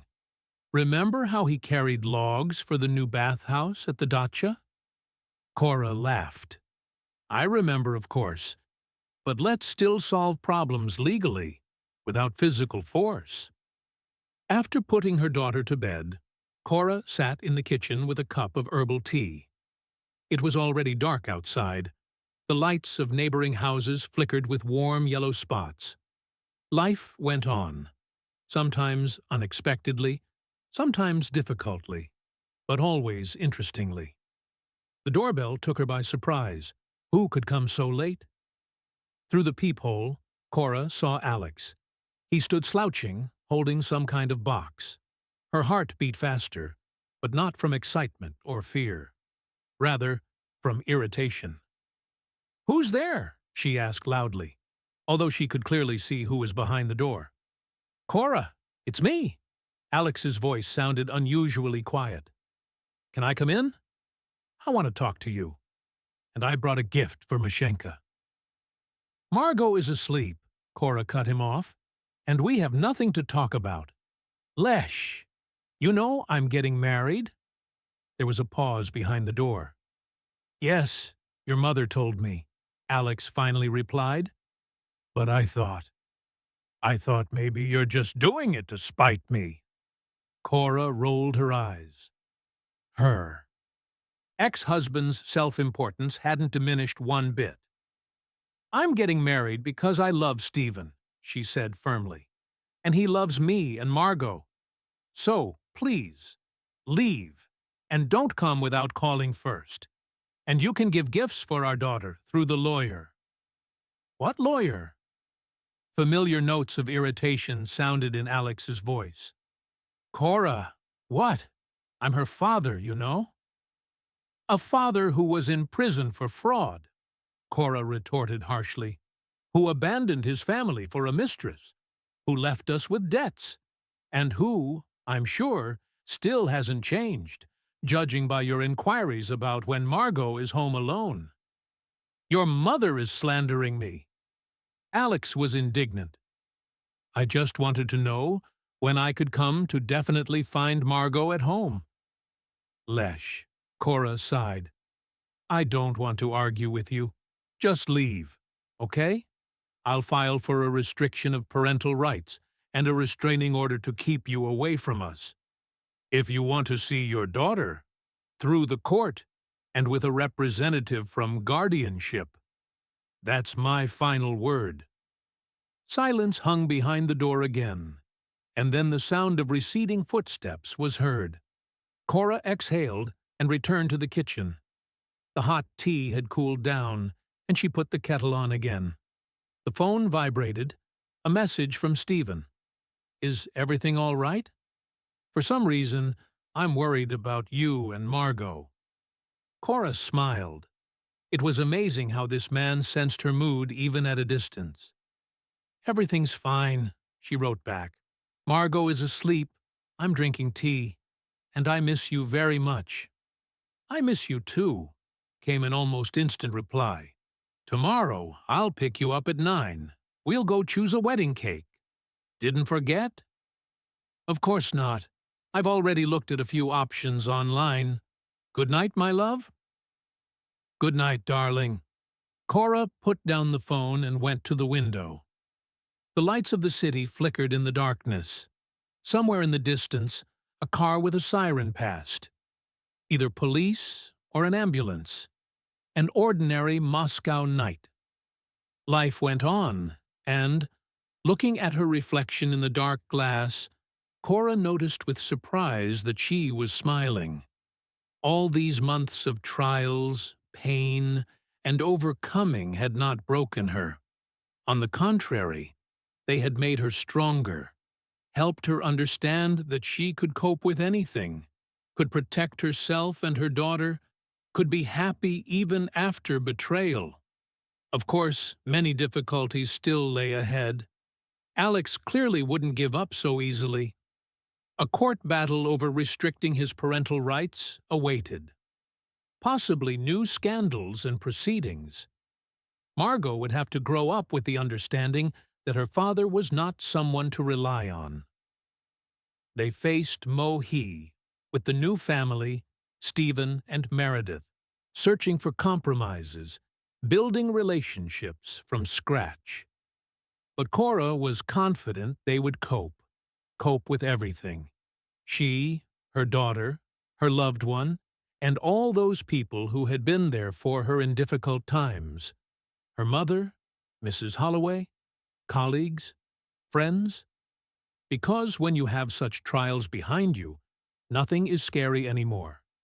And the little revenge conceived by an offended child had unexpectedly led to big changes, a break with the past, liberation from lies, and the acquisition of true happiness. Cora took one more look at the night city, and smiling, went to bed. Tomorrow, a new day, and new cares awaited them. A wedding cake, a dress fitting, plans for the weekend with the girls. Ordinary, simple, happy cares. And there would be many, many more such days ahead. She was sure of it.